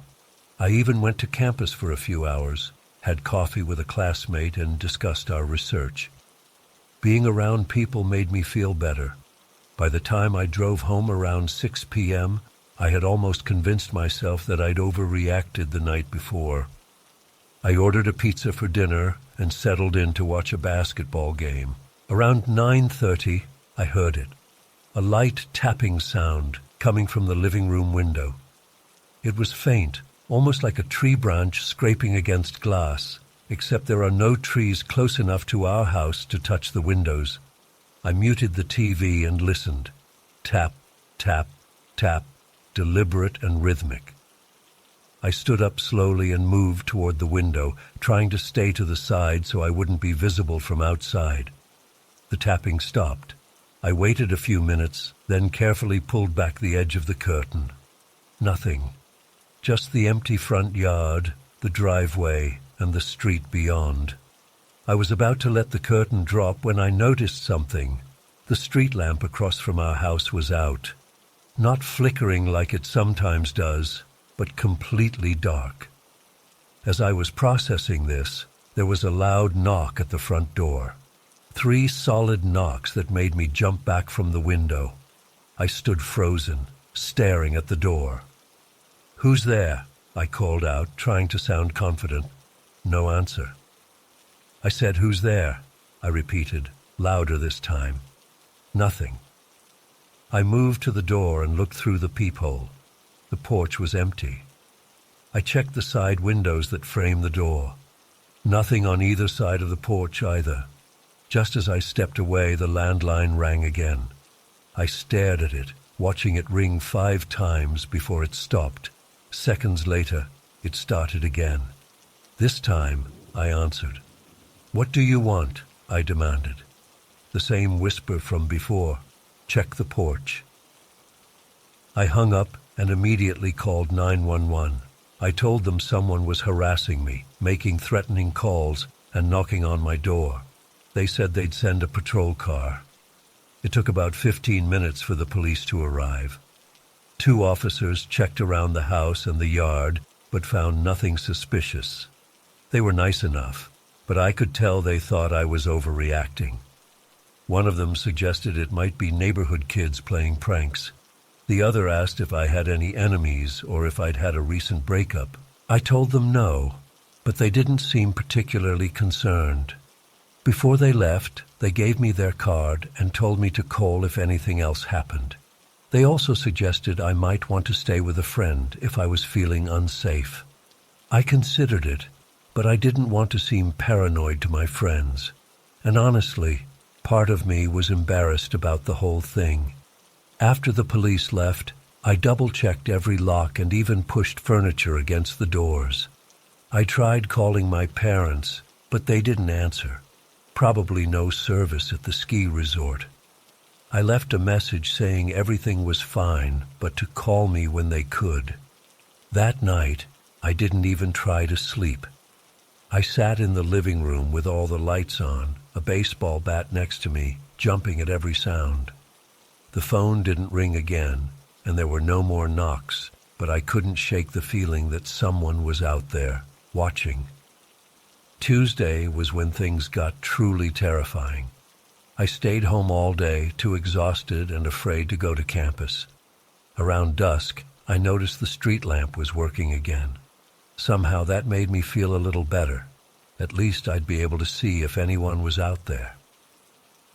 Around 8 p.m., I was in the kitchen making a sandwich when I glanced out the window and saw it, a figure standing under the street lamp. This time I could see them more clearly. It looked like a man wearing dark clothes and what seemed like a hat or hood. He was just standing there, looking directly at the house. I dropped to the floor, crawling away from the window. My hands were shaking so bad I could barely dial 911. I told the dispatcher what was happening, and they said they'd send someone right away. When I gathered the courage to peek out again, the figure was gone. But the phone started ringing immediately, as if they knew I'd looked. I didn't answer it. It rang and rang, stopping only to start again seconds later. I turned off all the lights and hid in the hallway between the kitchen and living room, where I could see both the front and back doors. The phone kept ringing. At one point, I heard movement on the back deck, footsteps slow and deliberate. The police arrived about 20 minutes later. By then, the phone had stopped ringing, and there were no more sounds from outside. They did another sweep of the property and, again, found nothing. No footprints, no signs of anyone trying to break in. The officer suggested I might be experiencing paranoia due to stress and recommended I call someone to stay with me. After they left, I sat in the dark, afraid to turn the lights back on. Around 11 p.m., I saw the figure again, this time closer to the house, standing at the edge of our front lawn. I blinked, and they were gone. Then, looking out the side window, I saw them standing by my car in the driveway. Every time I looked away and back, they'd be in a different spot, sometimes closer, sometimes farther away, but always watching the house. The weirdest part? They looked different each time, sometimes tall and thin, sometimes shorter and bulkier. Sometimes I thought I saw long hair. Other times it looked like they were bald. It was like they were changing appearance, or maybe there was more than one person out there. The phone rang constantly. I unplugged the landline, but then my cell phone started ringing. Unknown number every time. I turned it off too. I spent the entire night awake, clutching a kitchen knife, moving from window to window, catching glimpses of the figure or figures outside. Sometimes directly under a light, sometimes just a shadow at the edge of visibility. I was so exhausted and terrified I started to wonder if I was hallucinating. When dawn finally broke, I felt a moment of relief. Then I heard a soft thud on the front porch. I waited almost an hour before I worked up the courage to look. When I finally opened the door, what I saw made my blood freeze. Photographs, dozens of them scattered across the porch. All of me working at the dining room table, me watching TV, me in the kitchen making dinner, me looking out the window, all taken through windows of the house from different angles, different times of day. The most recent one was me from just hours earlier, crouched in the hallway with the kitchen knife, looking terrified. I grabbed the photos and called 911 again. This time they took it more seriously. They collected the photographs as evidence and took my statement. They increased patrols in the neighborhood, but warned me that without knowing who was doing this, there wasn't much else they could do. My parents came home the next day. I told them everything. My dad installed security cameras and motion sensor lights. My mom wanted me to stay at their house for a while longer, but I eventually moved back to my apartment near campus, where I have roommates and never feel alone. The police never found who was responsible. The phone calls stopped. The photos stopped. The figures outside disappeared. But the damage was done. It's been 3 months, and I still wake up in a cold sweat, thinking I see someone watching me through my window. I still flinch when my phone rings. I still check and double-check locks and peer out windows, expecting to see that figure standing there. The worst part isn't the fear that they might come back. It's knowing that for those few days, someone was watching me, studying me, learning my routines, making me feel completely vulnerable in what should have been a safe place. And I'll never know who it was or why they chose me. Sometimes I think not knowing is the scariest part of all.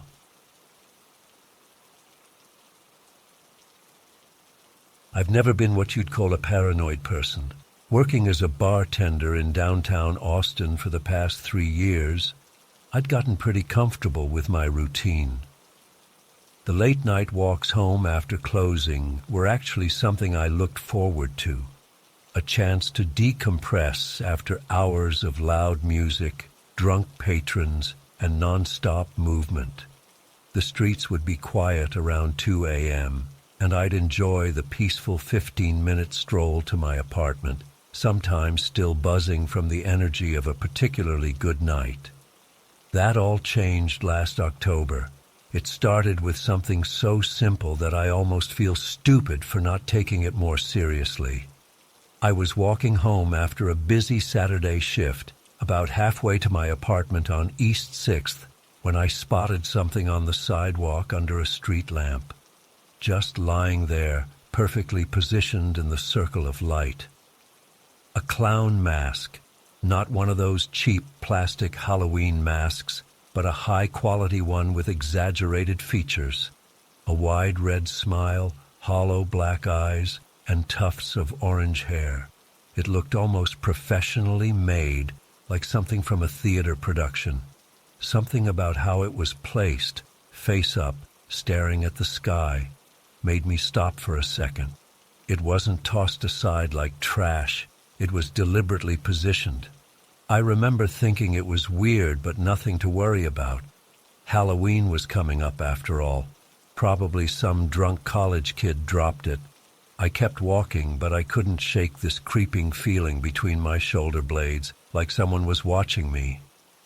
I even turned around a couple times, but the street was empty. When I got home, I forgot about it, crashed into bed and slept like the dead.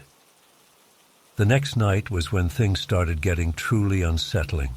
Sunday shifts end earlier, around midnight, so the streets were a little more alive as I walked home.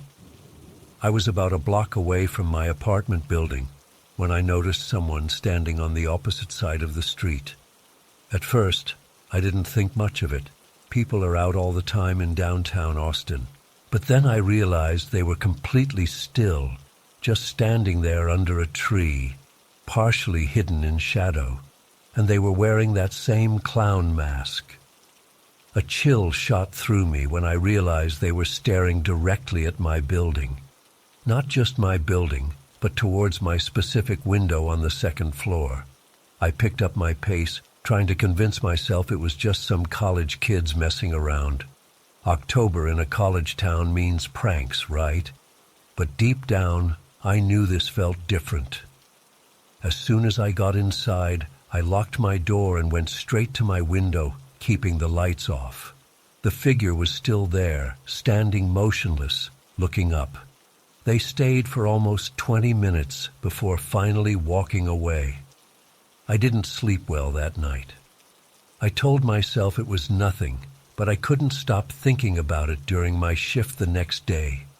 My co-worker Miguel noticed I seemed distracted and asked what was up. When I told him, he laughed it off. "Man, it's almost Halloween. Probably just some bored UT students," he said, echoing what I'd told myself. But that night, as I walked home around 1:30 a.m., the masked figure was there again. This time, they were standing at the corner where I usually turn onto my street. I froze for a second, heart pounding in my chest. They were holding something, a small notebook or pad, and seemed to be writing something down while watching me. I decided to take a different route home, circling around the block to approach my apartment from the opposite direction. It added 10 minutes to my walk, but I figured it was worth it to avoid whoever this was. except when I turned onto my street from the other end. There they were again. Somehow they'd gotten ahead of me. The mask was facing me directly, and the person tilted their head slightly, as if acknowledging that they knew exactly what I was trying to do. They had a small black bag hanging from one wrist now. I practically ran the rest of the way to my building, fumbling with my keys at the entrance. When I looked back, the figure hadn't moved, but I swear they raised their hand in a small wave. By this point, I was genuinely scared. I called the non-emergency police line the next morning, but they weren't much help. They said they couldn't do anything unless the person actually threatened me or trespassed. Standing on a public sidewalk watching someone wasn't technically illegal, even if they were wearing a creepy mask. For the next 3 nights, the pattern continued. I'd walk home, and they'd be there, sometimes across the street from my apartment, sometimes along my route. I started taking Ubers home, despite the expense, but even then, I'd spot them watching my building when I arrived.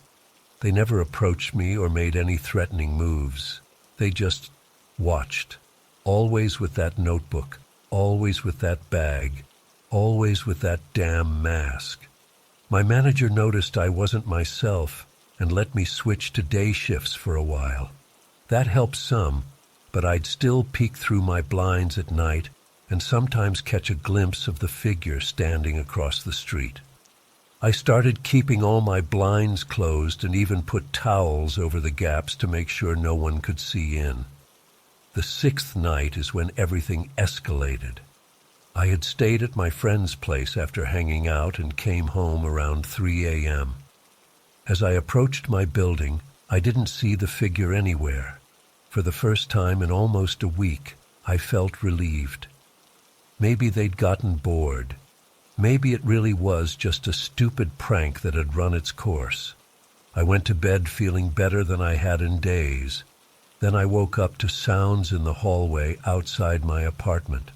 It was still dark out, and my phone said it was 4:17 a.m. At first, I thought it was just one of my neighbors coming home late, but then I realized the footsteps were too slow, too deliberate. They'd stop for long periods, then start again, and they seemed to be going back and forth outside my door. I lay perfectly still in bed, barely breathing, straining to listen. The footsteps stopped right outside my door. Then, after what felt like an eternity of silence, 3 slow knocks. Knock, knock, knock. I didn't move, didn't breathe. The knocking came again, slightly louder. Knock, knock, knock. My hands were shaking so hard I could barely grab my phone. I called 911 and whispered that someone was trying to get into my apartment. The dispatcher told me to stay on the line and that officers were on their way. The knocking stopped, but I could still sense someone standing outside my door. Then I heard something sliding against the door, something being pushed underneath. The sound of footsteps walking away followed, unhurried and casual. When the police arrived about 10 minutes later, I was still huddled in my bedroom. They checked the hallway and found no one, but there was something left at my door. The black bag I'd seen the masked figure carrying. Inside was the clown mask, along with a small notebook. The notebook had crude drawings of what looked like my daily routine. Sketches of me walking home, entering my building, even sitting at my window. The last page just had my name written over and over. That was it for me. I packed essential belongings that same morning and checked into a hotel. I called my landlord from there and explained the situation. He was understanding but not particularly helpful. Said he'd look into installing security cameras in the hallways, but that would take time. I didn't care. I wasn't going back. I stayed with various friends for the next week while frantically looking for a new apartment. I never went back to my old place alone. I sent 2 buddies to grab the rest of my stuff while I waited in the car. engine running. I quit my bartending job too. Couldn't risk running into whoever was stalking me. The police filed a report, but didn't have much to go on. They took the mask and notebook as evidence, but warned me that without knowing who this person was, there wasn't much they could do. They suggested I stay with friends, vary my routine, and remain vigilant. Great advice, thanks. It's been 3 months now. I moved to a completely different neighborhood, found a new job at a restaurant that closes earlier, and I never, ever walk home alone at night anymore. I've installed a security system in my new place with cameras covering every entrance. My friends think I'm being paranoid, but they didn't experience what I did. The worst part is not knowing who it was or why they targeted me. Was it random?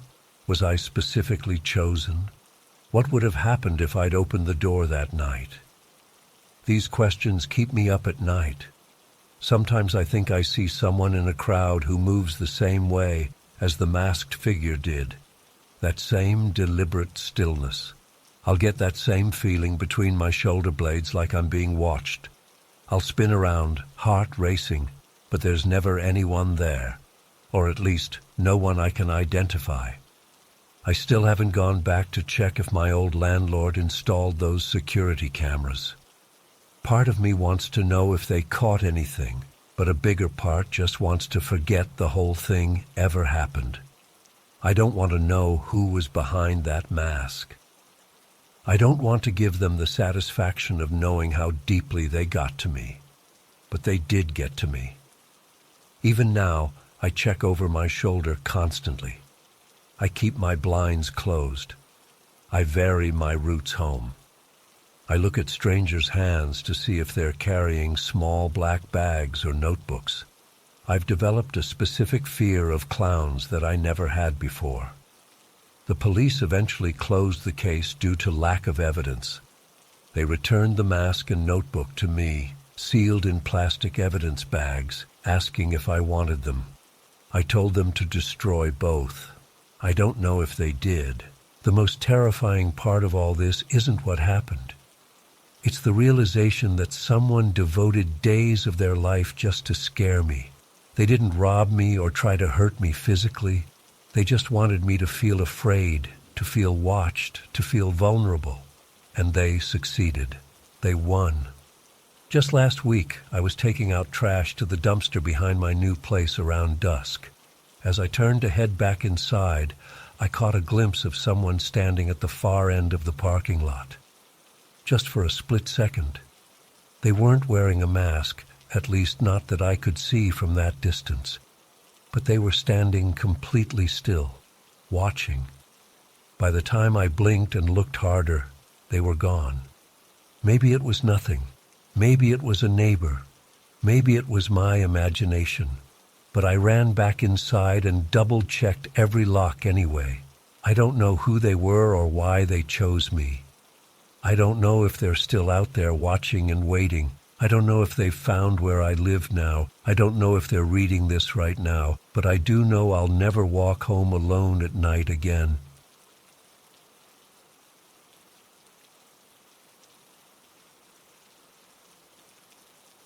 I've always loved the solitude of working late nights. There's something about being alone while the rest of the world sleeps that's always felt peaceful to me.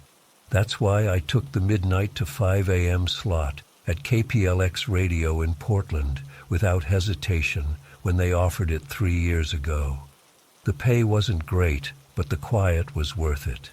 At least that's what I thought until last December. It was a Tuesday night, or I guess technically Wednesday morning, December 14th. I remember because it was exactly 11 days before Christmas, and I'd been playing some late-night holiday tracks between segments. The station is housed in this older building downtown. Nothing fancy, just 3 floors of offices with our studios taking up most of the second floor. After midnight, I'm completely alone, except for the security guard who does rounds once every couple hours. That night started like any other. I got in around 11:30, made some coffee in the break room, checked my lineup for the night, and settled into the booth by 11:55. Midnight rolled around, and I went into my usual intro. You're listening to Night Owl Radio with Matt Donovan, keeping you company while the rest of Portland sleeps. I had a good mix planned, some indie tracks, a few listener requests that had come in through our website during the day, and my usual midnight chat segments where I just ramble about whatever's on my mind. The first half hour went smoothly. I played a few tracks, talked about the upcoming holiday events around town, the usual stuff. Our call-in line isn't especially active after midnight, mostly insomniacs and night shift workers, but I always keep the line open. It's part of the appeal of late-night radio, I think, that connection to other people who are also awake when they shouldn't be. At exactly 12:30 a.m., I remember looking at the studio clock. The call light flashed. Nothing unusual about that, so I wrapped up the song that was playing and hit the button to take the call live. You're on Night Owl Radio. What's keeping you up tonight? There was nothing but static on the line, not unusual with cell reception in some parts of the city, especially when it's raining, which it was that night. Hello? You're on air. I tried again. More static. Then the call disconnected. I didn't think much of it. Looks like we lost them. If you're trying to get through, give it another try. In the meantime, here's the National with I Need My Girl. I queued up the next track and leaned back in my chair, scrolling through Twitter on my phone. The booth is small but comfortable. Just my chair, desk with the broadcasting equipment, a computer, and windows looking out to the hallway and the empty producer's booth. After midnight, all the overhead lights in the building dim to half power, leaving just the glow from my equipment and the small desk lamp I keep on. Around 12:50, the call light flashed again. Night Owl Radio, you're on with Matt. More static, but this time, beneath it, I heard something that made the hair on my arms stand up. Whispering. I couldn't make out words exactly, just this faint whisper underneath the crackling static. Sorry, you're breaking up. Can you try calling back with better reception? I said, trying to sound normal despite the creeping uneasiness I felt. The whispering continued for another few seconds before the line went dead again. I felt a chill run down my spine that had nothing to do with the building's spotty heating system. Something about that whisper felt deliberate. Not like someone trying to talk through bad reception, but like someone intentionally whispering too quietly to be understood. I shook it off and continued with the show, played a few more tracks, talked about a new restaurant I'd tried downtown, normal stuff. But I kept glancing at the call light, half expecting it to light up again. At 1:15 a.m., it did. I hesitated before answering, then told myself I was being ridiculous. It was probably just a drunk caller or someone with bad cell reception. Night Owl Radio, you're live. Static again, but clearer this time. And then a voice, male, I think, but distorted through the static, whispered, Matt.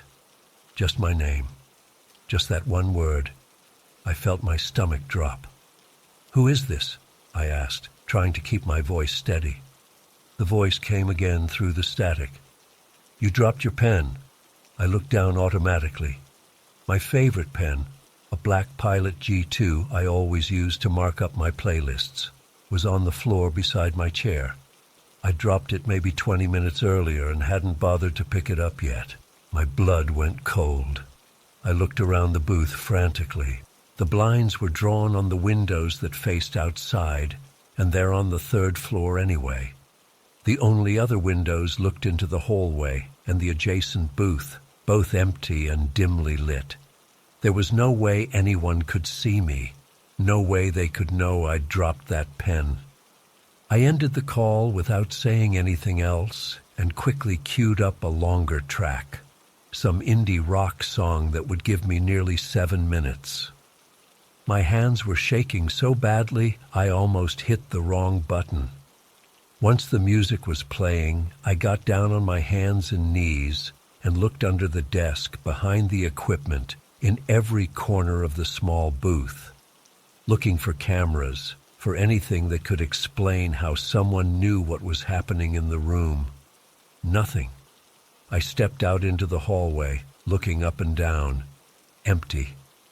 The floor was deadly quiet except for the muffled sound of music coming from my headphones, which I'd left on the desk. The producer's booth next to mine was dark. I stood there for a solid minute, just listening, but there was nothing. I went back into the booth, locked the door, something I never did, and tried to pull myself together. The song was halfway over. I had to get back on air soon. I took a few deep breaths and told myself I was overreacting. Maybe it was just a weird coincidence.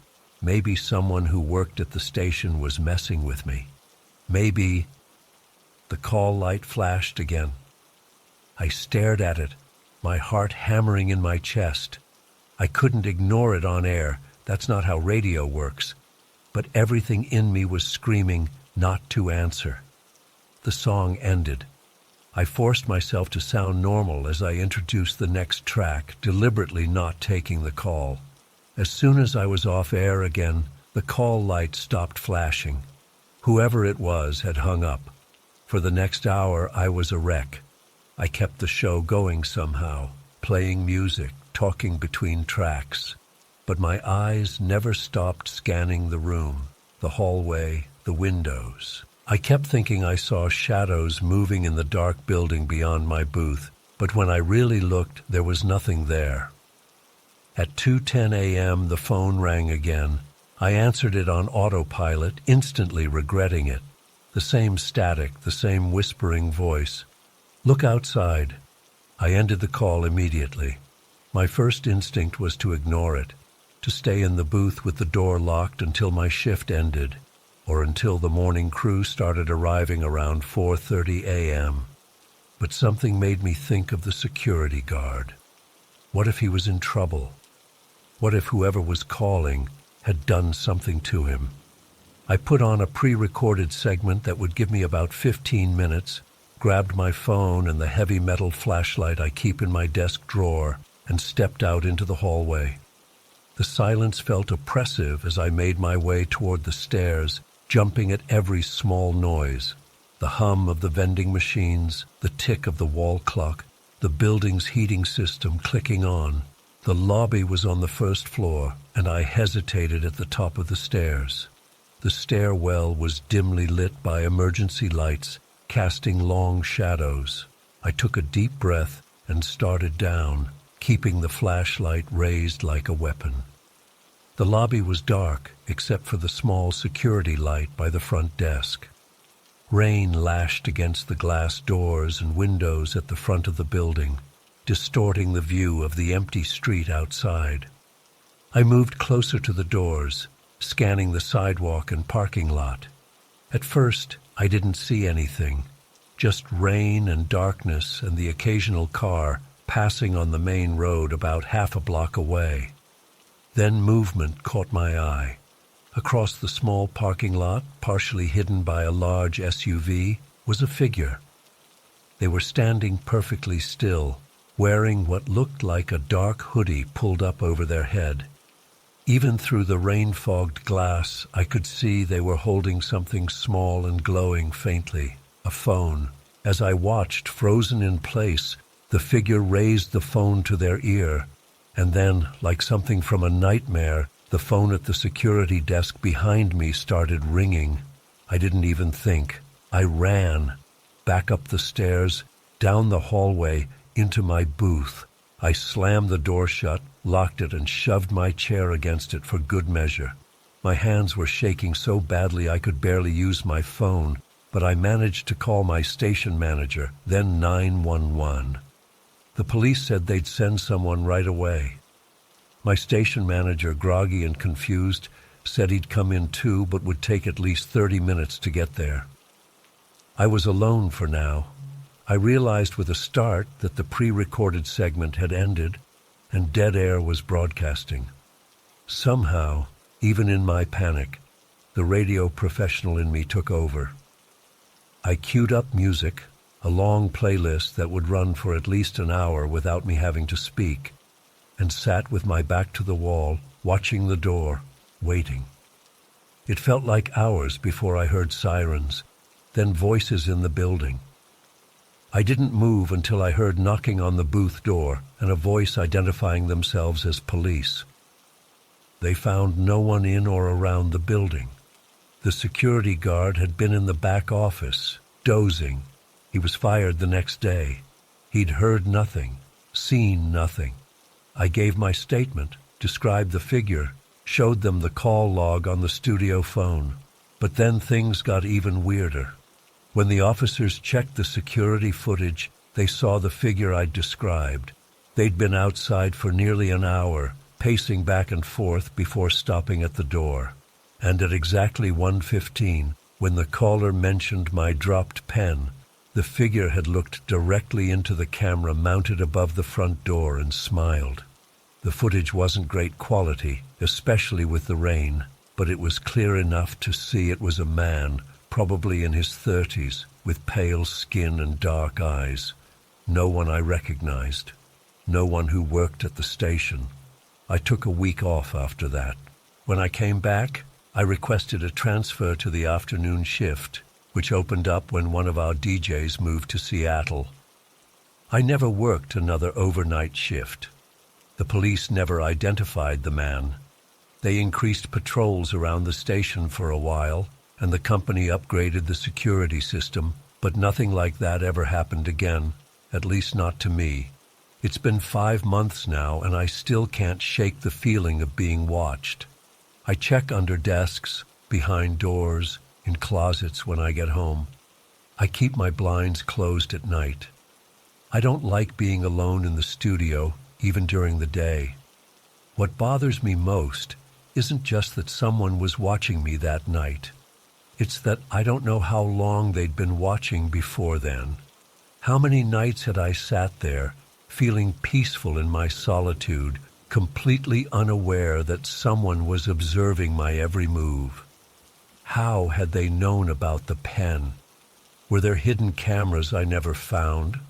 Was it someone with access to the building? I'll probably never know. But I do know this. That feeling of peaceful isolation I used to love, it's gone. Now I understand that sometimes, when we think we're alone, we're not. Sometimes there are eyes in the darkness, and that realization haunts me every time I step into a studio, every time I'm alone at night, every time I feel that prickle on the back of my neck that makes me want to turn around and check if someone's there, because sometimes someone is. I've been hesitant to share this for a while now, but I need to get it off my chest. Last March, my entire sense of security was shattered in a single afternoon, and I'm still dealing with the aftermath. For context, I'm a yoga instructor in Bend, Oregon. I've always been proud of the little sanctuary I created in my backyard. Nothing fancy, just my personal slice of peace. I had spent 3 years transforming it from a patchy lawn into something special. String lights hung from the pergola I built myself, potted lavender plants lined the stone path I laid down, and I had a small koi pond that made the gentlest bubbling sound. It was perfect. My retreat after dealing with people all day at the studio. That Wednesday started like any other. It was my day off, and I decided to finally clean out my shed. Spring cleaning and all that. The weather had just started to warm up after a cold winter, and I was looking forward to spending more time outside again. I remember the exact moment everything changed. I was organizing some gardening supplies in the shed, and I dropped a bag of potting soil that split open. While sweeping it up, I moved a dusty box of tools I rarely used, and there it was, this tiny black camera. no bigger than a golf ball, wedged behind the box. At first, I thought it was some old equipment I'd forgotten about, but then I noticed the blinking red light. It was still recording. My stomach dropped. I felt this immediate wave of nausea, and my hands started shaking. Who put this here? How long had it been recording? I carefully took it off the shelf, trying not to touch it too much. I watch enough crime shows to know about fingerprints. The camera was positioned to face out the small shed window that overlooked my entire backyard space. I didn't know what to do at first. Call the police? But what if I was overreacting? What if it was just some weird wildlife camera that the previous homeowner had left? But deep down, I knew better. I took the memory card out and went inside, locking the door behind me. My hands were still trembling as I plugged it into my laptop. What I saw made me physically ill. There were dozens of videos of me doing sun salutations at dawn, me reading on my porch swing in the evening, me weeding the garden beds on weekends. The oldest video was from December, 3 months of surveillance. The camera had captured everything with surprisingly good quality. You could clearly see my face, hear my breathing during poses, even make out the titles of books I was reading. But what truly made my skin crawl was the intimacy of it. These weren't random recordings. Whoever placed the camera knew my schedule. They knew when I'd be outside. There were videos of me in my most peaceful, private moments. Moments where I thought I was completely alone. One video showed me crying on my porch after a tough phone call with my mom about her health issues. Another caught me dancing like an idiot while watering my plants, headphones in, completely oblivious. I started frantically searching my property. The shed camera couldn't be the only one, right? I checked every potted plant, every corner of the yard. I found nothing else, but what I did discover was even more disturbing. On the back section of my fence, behind some tall ornamental grasses, several of the wooden slats looked slightly out of place. When I examined them closer, I could see scuff marks on both sides, like someone had been regularly removing them to slip through. Someone had created their own secret entrance to my backyard. I called the police immediately. 2 officers arrived within the hour. They were professional, but I could tell they were taking it seriously when they saw the footage. They asked lots of questions about my neighbors, if I'd noticed anything unusual, if anyone had shown particular interest in my yard. I felt stupid for not noticing anything before. They took the camera and memory card as evidence and promised to investigate. They also checked my house for additional cameras but found nothing. Small mercies, I guess. That night was torture. I couldn't sleep. Every creak, every shadow made me jump. I pushed my dresser against my bedroom door and kept all the lights on. I felt violated in a way I can't really explain, like someone had been living in my mind without my permission. The next day, the police returned. They'd traced the camera. It was a specific model that could be monitored remotely through an app. They had also checked with neighbors and discovered that Tom, the guy next door, had purchased several of these same cameras online in the past year. Tom, my neighbor of almost 2 years, the guy who always waved when I left for work, who complimented my garden, who helped me carry groceries once when it was raining hard. He was in his 40s, lived alone, worked from home as some kind of IT consultant, always seemed normal, quiet but friendly enough. We weren't friends, but we were the kind of neighbors who exchanged pleasantries and borrowed sugar. The police got a warrant to search his house. What they found confirmed everything. He had a computer set up with multiple screens showing live feeds, not just from the shed camera, but from 2 others I hadn't found. one hidden in a fake rock near my pond and another attached to a tree branch overlooking my main practice area, all perfectly positioned to capture different angles of my yard. But it got worse. On his computer, they found folders organized by date going back months. He had been recording, editing, and saving clips of me. Some were just regular footage, but others had been zoomed in, slowed down, focused on specific parts of my body during poses. He had created compilation videos set to music. The officers didn't show me these, thank God, but they told me enough. The police arrested him that same day. I watched from my window as they led him to the police car. He looked so normal. He even looked at my house as they took him away, and I swear he smiled. That smile haunts me. In the following days, I learned more about the case. Tom had been charged with stalking, invasion of privacy, trespassing, and a few other things I can't remember. He had apparently become fixated on me shortly after I moved in and started practicing yoga outside. The district attorney told me there was enough evidence for a solid case, especially since he'd also been stalking 2 other women in the area.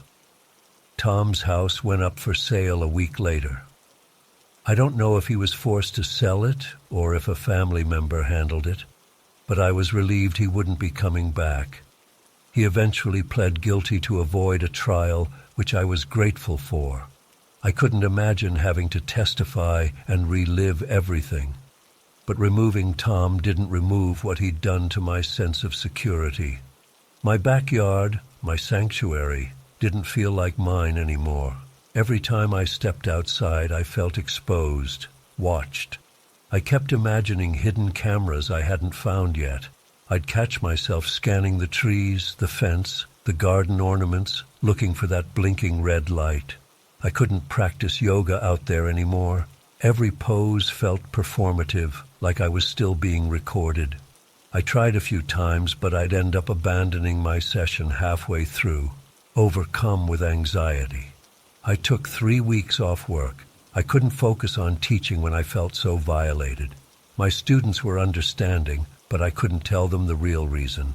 I was too embarrassed, too ashamed, even though I know I did nothing wrong. Eventually, I had to reclaim my space. I completely redesigned the backyard, tore everything out. I couldn't look at that pond or those plants without thinking of Tom watching me enjoy them. I hired contractors to build an 8-foot privacy fence around the entire yard. I installed my own security cameras, visible ones, at every corner.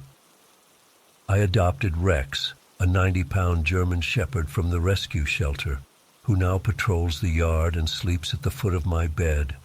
It's been over a year now, and I still practice yoga indoors most days. I've started using the backyard again, but only during daylight hours, and never for yoga. Sometimes I'll have coffee on the porch with Rex beside me, but I'm always on alert, always scanning. The police assured me they found all the cameras, but how can I ever be 100% certain? How can I know there isn't another Tom out there? The new neighbor who replaced him seems nice, a retired couple who bring me homemade jam, but I can't help watching them suspiciously too. The hardest part is the lingering questions. How many times did he slip into my yard when I wasn't home? Did he ever try to enter my house? What would he have eventually done if he hadn't been caught? These questions keep me up at night. I keep telling myself I'm safe now. I have Rex, the cameras, the fence. But the truth is, my peace of mind is gone. That feeling of being completely alone and free in my own space, I don't know if I'll ever get that back. Every time the wind rustles the trees or Rex barks at a squirrel, my heart races. Sometimes I catch myself staring at that spot behind the shed where the fence was tampered with, half expecting to see those wooden slats move. revealing Tom's smiling face on the other side, still watching me, still recording. I don't think that fear will ever completely go away.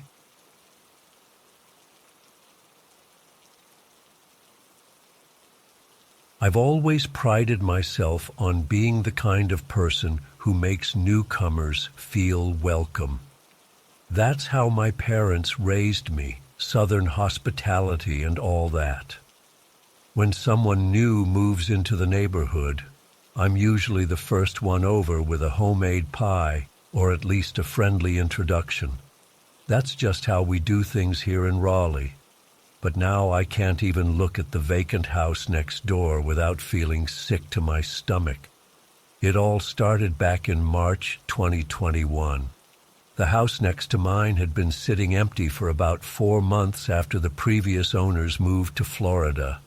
The for rent sign disappeared one weekend, and a few days later I noticed a U-Haul in the driveway. I was working from home because of COVID, so I watched from my office window as a guy unloaded furniture. Nothing fancy, just the basics like a couch, bed frame, and some boxes. He seemed to be doing it all himself, which I thought was pretty ambitious. The next morning I was out watering my vegetable garden when he came over. "Hey there," he called out, walking across our shared lawn. "I'm Todd, just moved in next door." He looked to be in his mid-30s, average height, with short brown hair and glasses. Nothing remarkable about his appearance, but he had this really genuine smile that immediately put me at ease. He was wearing a Yankees t-shirt and jeans. "Welcome to the neighborhood," I said, shaking his hand. "I'm Alex. Been here about 5 years now." We chatted for a bit.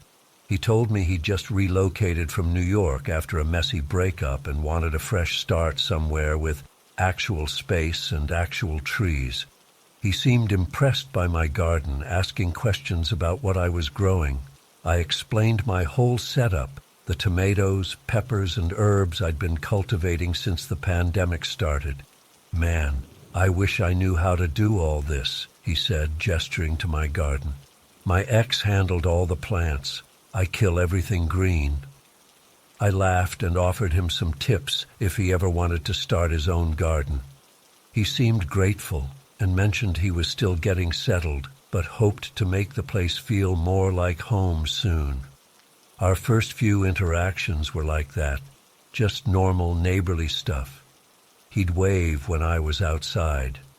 Sometimes we'd chat about the weather or local restaurants he should try.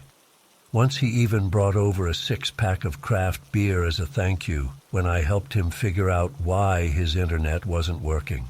Just normal neighbor stuff, you know.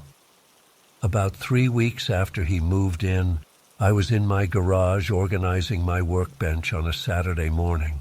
I've always been into DIY projects, so I have a pretty decent collection of tools I've built up over the years. Todd walked by, stopped, and whistled when he saw my setup. "Wow, you've got quite the workshop here," he said, hands in his pockets as he looked around. "I've been trying to hang some shelves, but all I have is a hammer and some nails. Not really cutting it." "What do you need?" I asked, not thinking twice about it. "A power drill would be amazing. The walls in that place are tougher than they look." "No problem," I said, grabbing my DeWalt from its charging station. "Here, take this. It's got a fresh battery."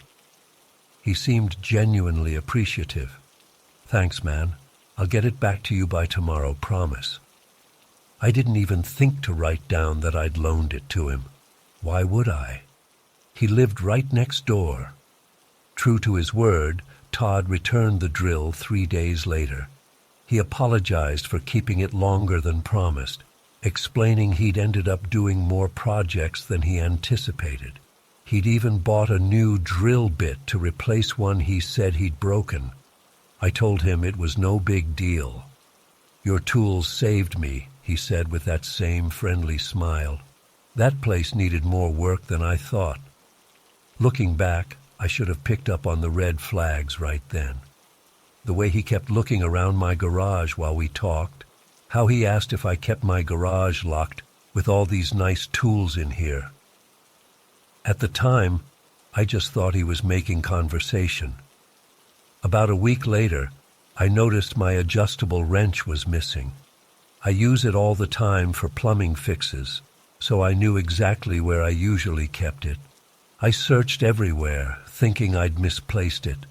Then my work gloves disappeared, the good ones with reinforced palms that cost me $40. A few days after that, I couldn't find my socket set. At first, I chalked it up to my own disorganization. I figured I'd used them somewhere in the house and forgotten to put them back. But then more things started disappearing. My measuring tape, wire cutters, even my staple gun. Around the same time, I started noticing Todd coming over more frequently. He'd drop by unannounced, always with some question or comment about the neighborhood. "Hey, does your water pressure ever drop around here?" Or, "Do you know if there's a good dry cleaner nearby?" Normal questions, but something felt off about how often he was asking them. He'd linger in my garage or backyard, eyes scanning my belongings while we talked. He started asking weirdly specific questions about my routine. "You usually work until 5, right?" he asked one day. "I was thinking of starting a project, but didn't want my noise to bother you during work calls." Another time, "Hey, I noticed you usually go to the grocery store on Sundays. Is there one you recommend?" Each question seemed innocent enough on its own, but together they formed a pattern that made me increasingly uneasy. Still, I kept telling myself I was being paranoid. Todd was just a friendly neighbor trying to get settled in a new place. Then came the night that changed everything. It was a Wednesday in late April, around 2 a.m. I'd been having trouble sleeping. Work stress and a nagging feeling something wasn't right kept me tossing and turning. I got up to get some water and happened to glance out my kitchen window, which overlooks both our backyards. That's when I saw him, Todd, moving through my backyard in the darkness. He wasn't just walking, he was creeping, staying close to the fence line where the shadows were deepest, and he was carrying something large and bulky. Even in the dim moonlight, I could tell it was my extension ladder, the one I keep in the shed behind my house. My stomach dropped. I watched, frozen, as he quickly crossed into his yard and disappeared behind his house. Part of me wanted to run outside and confront him right then, but another part, the part that suddenly realized I might not know who this man really was, held me back. I barely slept the rest of the night. The next morning, I checked my shed and confirmed what I already knew. My extension ladder was gone, along with a few garden tools I hadn't even noticed were missing. I decided to confront him, not aggressively, just to see his reaction. I caught him as he was leaving his house around noon. "Hey, Todd," I called out, trying to keep my voice casual. "Quick question for you. You haven't seen my extension ladder, have you? Can't find it anywhere." His reaction was subtle but unmistakable. His eyes widened slightly before he controlled his expression. His posture stiffened. "Ladder? No, sorry, man. Maybe you lent it to someone and forgot." He laughed, but it sounded hollow. "You know how it is. People borrow things and never return them." "Right," I said, watching him closely. "And some of my tools seem to be missing too. Weird, huh?" "That's strange," he said, checking his watch. "Listen, I'd love to help you look, but I'm running late for an appointment. Maybe check with other neighbors. Good luck." He hurried to his car and drove off before I could say anything else. His reaction told me everything I needed to know. I went back home and paced around my kitchen, unsure what to do next. Call the police? But what would I tell them? That my neighbor seemed suspicious and some of my tools were missing? I had no proof he'd taken anything. Then I remembered something. The landlord. When the previous tenants moved out, They'd left a magnet on the refrigerator with the property management company's contact information. I'd taken a picture of it in case I ever needed to report issues with the property, like the time their sprinkler system broke and was spraying water onto my driveway. I found the photo on my phone and called the number. A woman answered, identifying herself as Sandra from Pinewood Property Management. "Hi, Sandra. My name is Alex. I live next door to one of your rental properties on Maple Street. I was hoping you could help me with something." "Of course," she said. "What property are you referring to?" I gave her the address and explained that I wanted to verify something about the new tenant, Todd, who had moved in recently. There was a pause on the line. "I'm sorry, but we don't have any record of a new tenant at that address. That property is currently vacant and listed for rent." My blood ran cold. "That's impossible. Someone's been living there for over a month now, a man named Todd." "Sir, I can assure you we haven't rented that property to anyone. Our last tenants moved out in December, and we've been showing it to prospective renters, but no lease has been signed." I felt like I was going to be sick. "So you're telling me the person living next door to me is not supposed to be there? If someone is residing in that property, they're doing so illegally. I'm going to need to contact our security service immediately. Can you describe this person?"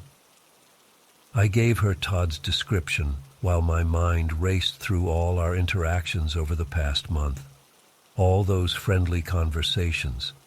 All those times I'd invited him into my home, shown him my property, told him about my schedule. After hanging up with Sandra, I called the police. They arrived within 20 minutes, 2 officers in a patrol car. I explained the situation, showing them the missing tools and describing what I'd seen the night before. They took my statement seriously, especially after I mentioned the property management company had confirmed no one should be living in the house. The officers approached the vacant house cautiously. They knocked on the front door repeatedly with no answer. With permission from the property management company, they entered the house. They were inside for about 30 minutes. When they came back out, their expressions were grim. "Sir, we need to ask you a few more questions," one officer said. "It appears the individual who was staying here left in a hurry, but we've found some concerning items." They showed me photos on their phone. My extension ladder, my socket set, my wrench, my gloves, all in the basement of the house next door, along with piles of other items I didn't recognize.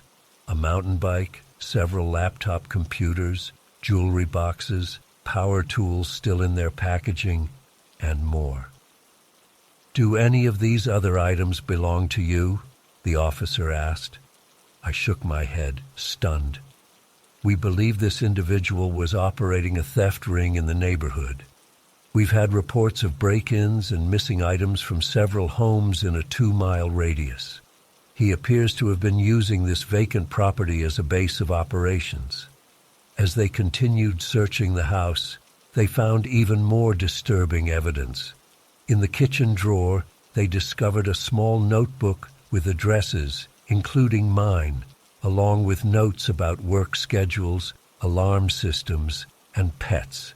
Next to my address was written, "Home Office SW Corner, works 8 to 5, no alarm, tools in garage plus shed, usually unlocked." The officers explained that Todd had apparently been casing houses in the neighborhood, and I had unwittingly given him access to mine. The basement was set up like a sorting facility, with items organized by type and value. Some appeared ready to be transported elsewhere, possibly to be sold. But the most chilling discovery came when they showed me something they'd found in the master bedroom, a small collection of photographs. Several were of me, working in my garden, leaving for the grocery store, sitting at my desk near the window. He'd been watching me, documenting my movements, all while pretending to be my friendly new neighbor. Todd, if that was even his real name, was gone. The officers said he must have spotted me watching him the night before, or perhaps he'd sensed my suspicion during our confrontation. Either way, he'd cleared out his personal belongings in a hurry, leaving behind only the stolen items that would have been too bulky or incriminating to transport quickly. They took fingerprints and gathered evidence, but the officer didn't seem optimistic. These types of individuals often use false identities. The vehicle registration at the DMV probably leads nowhere. The police issued a report and took all the stolen items into evidence. They said they'd be contacting other robbery victims in the area to return their belongings. They also increased patrols in the neighborhood for the next few weeks. That was 3 months ago.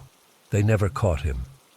The house next door is properly rented now to a young family with 2 kids. I've met them, of course. I'm still a neighborly person. But something fundamental has changed in me.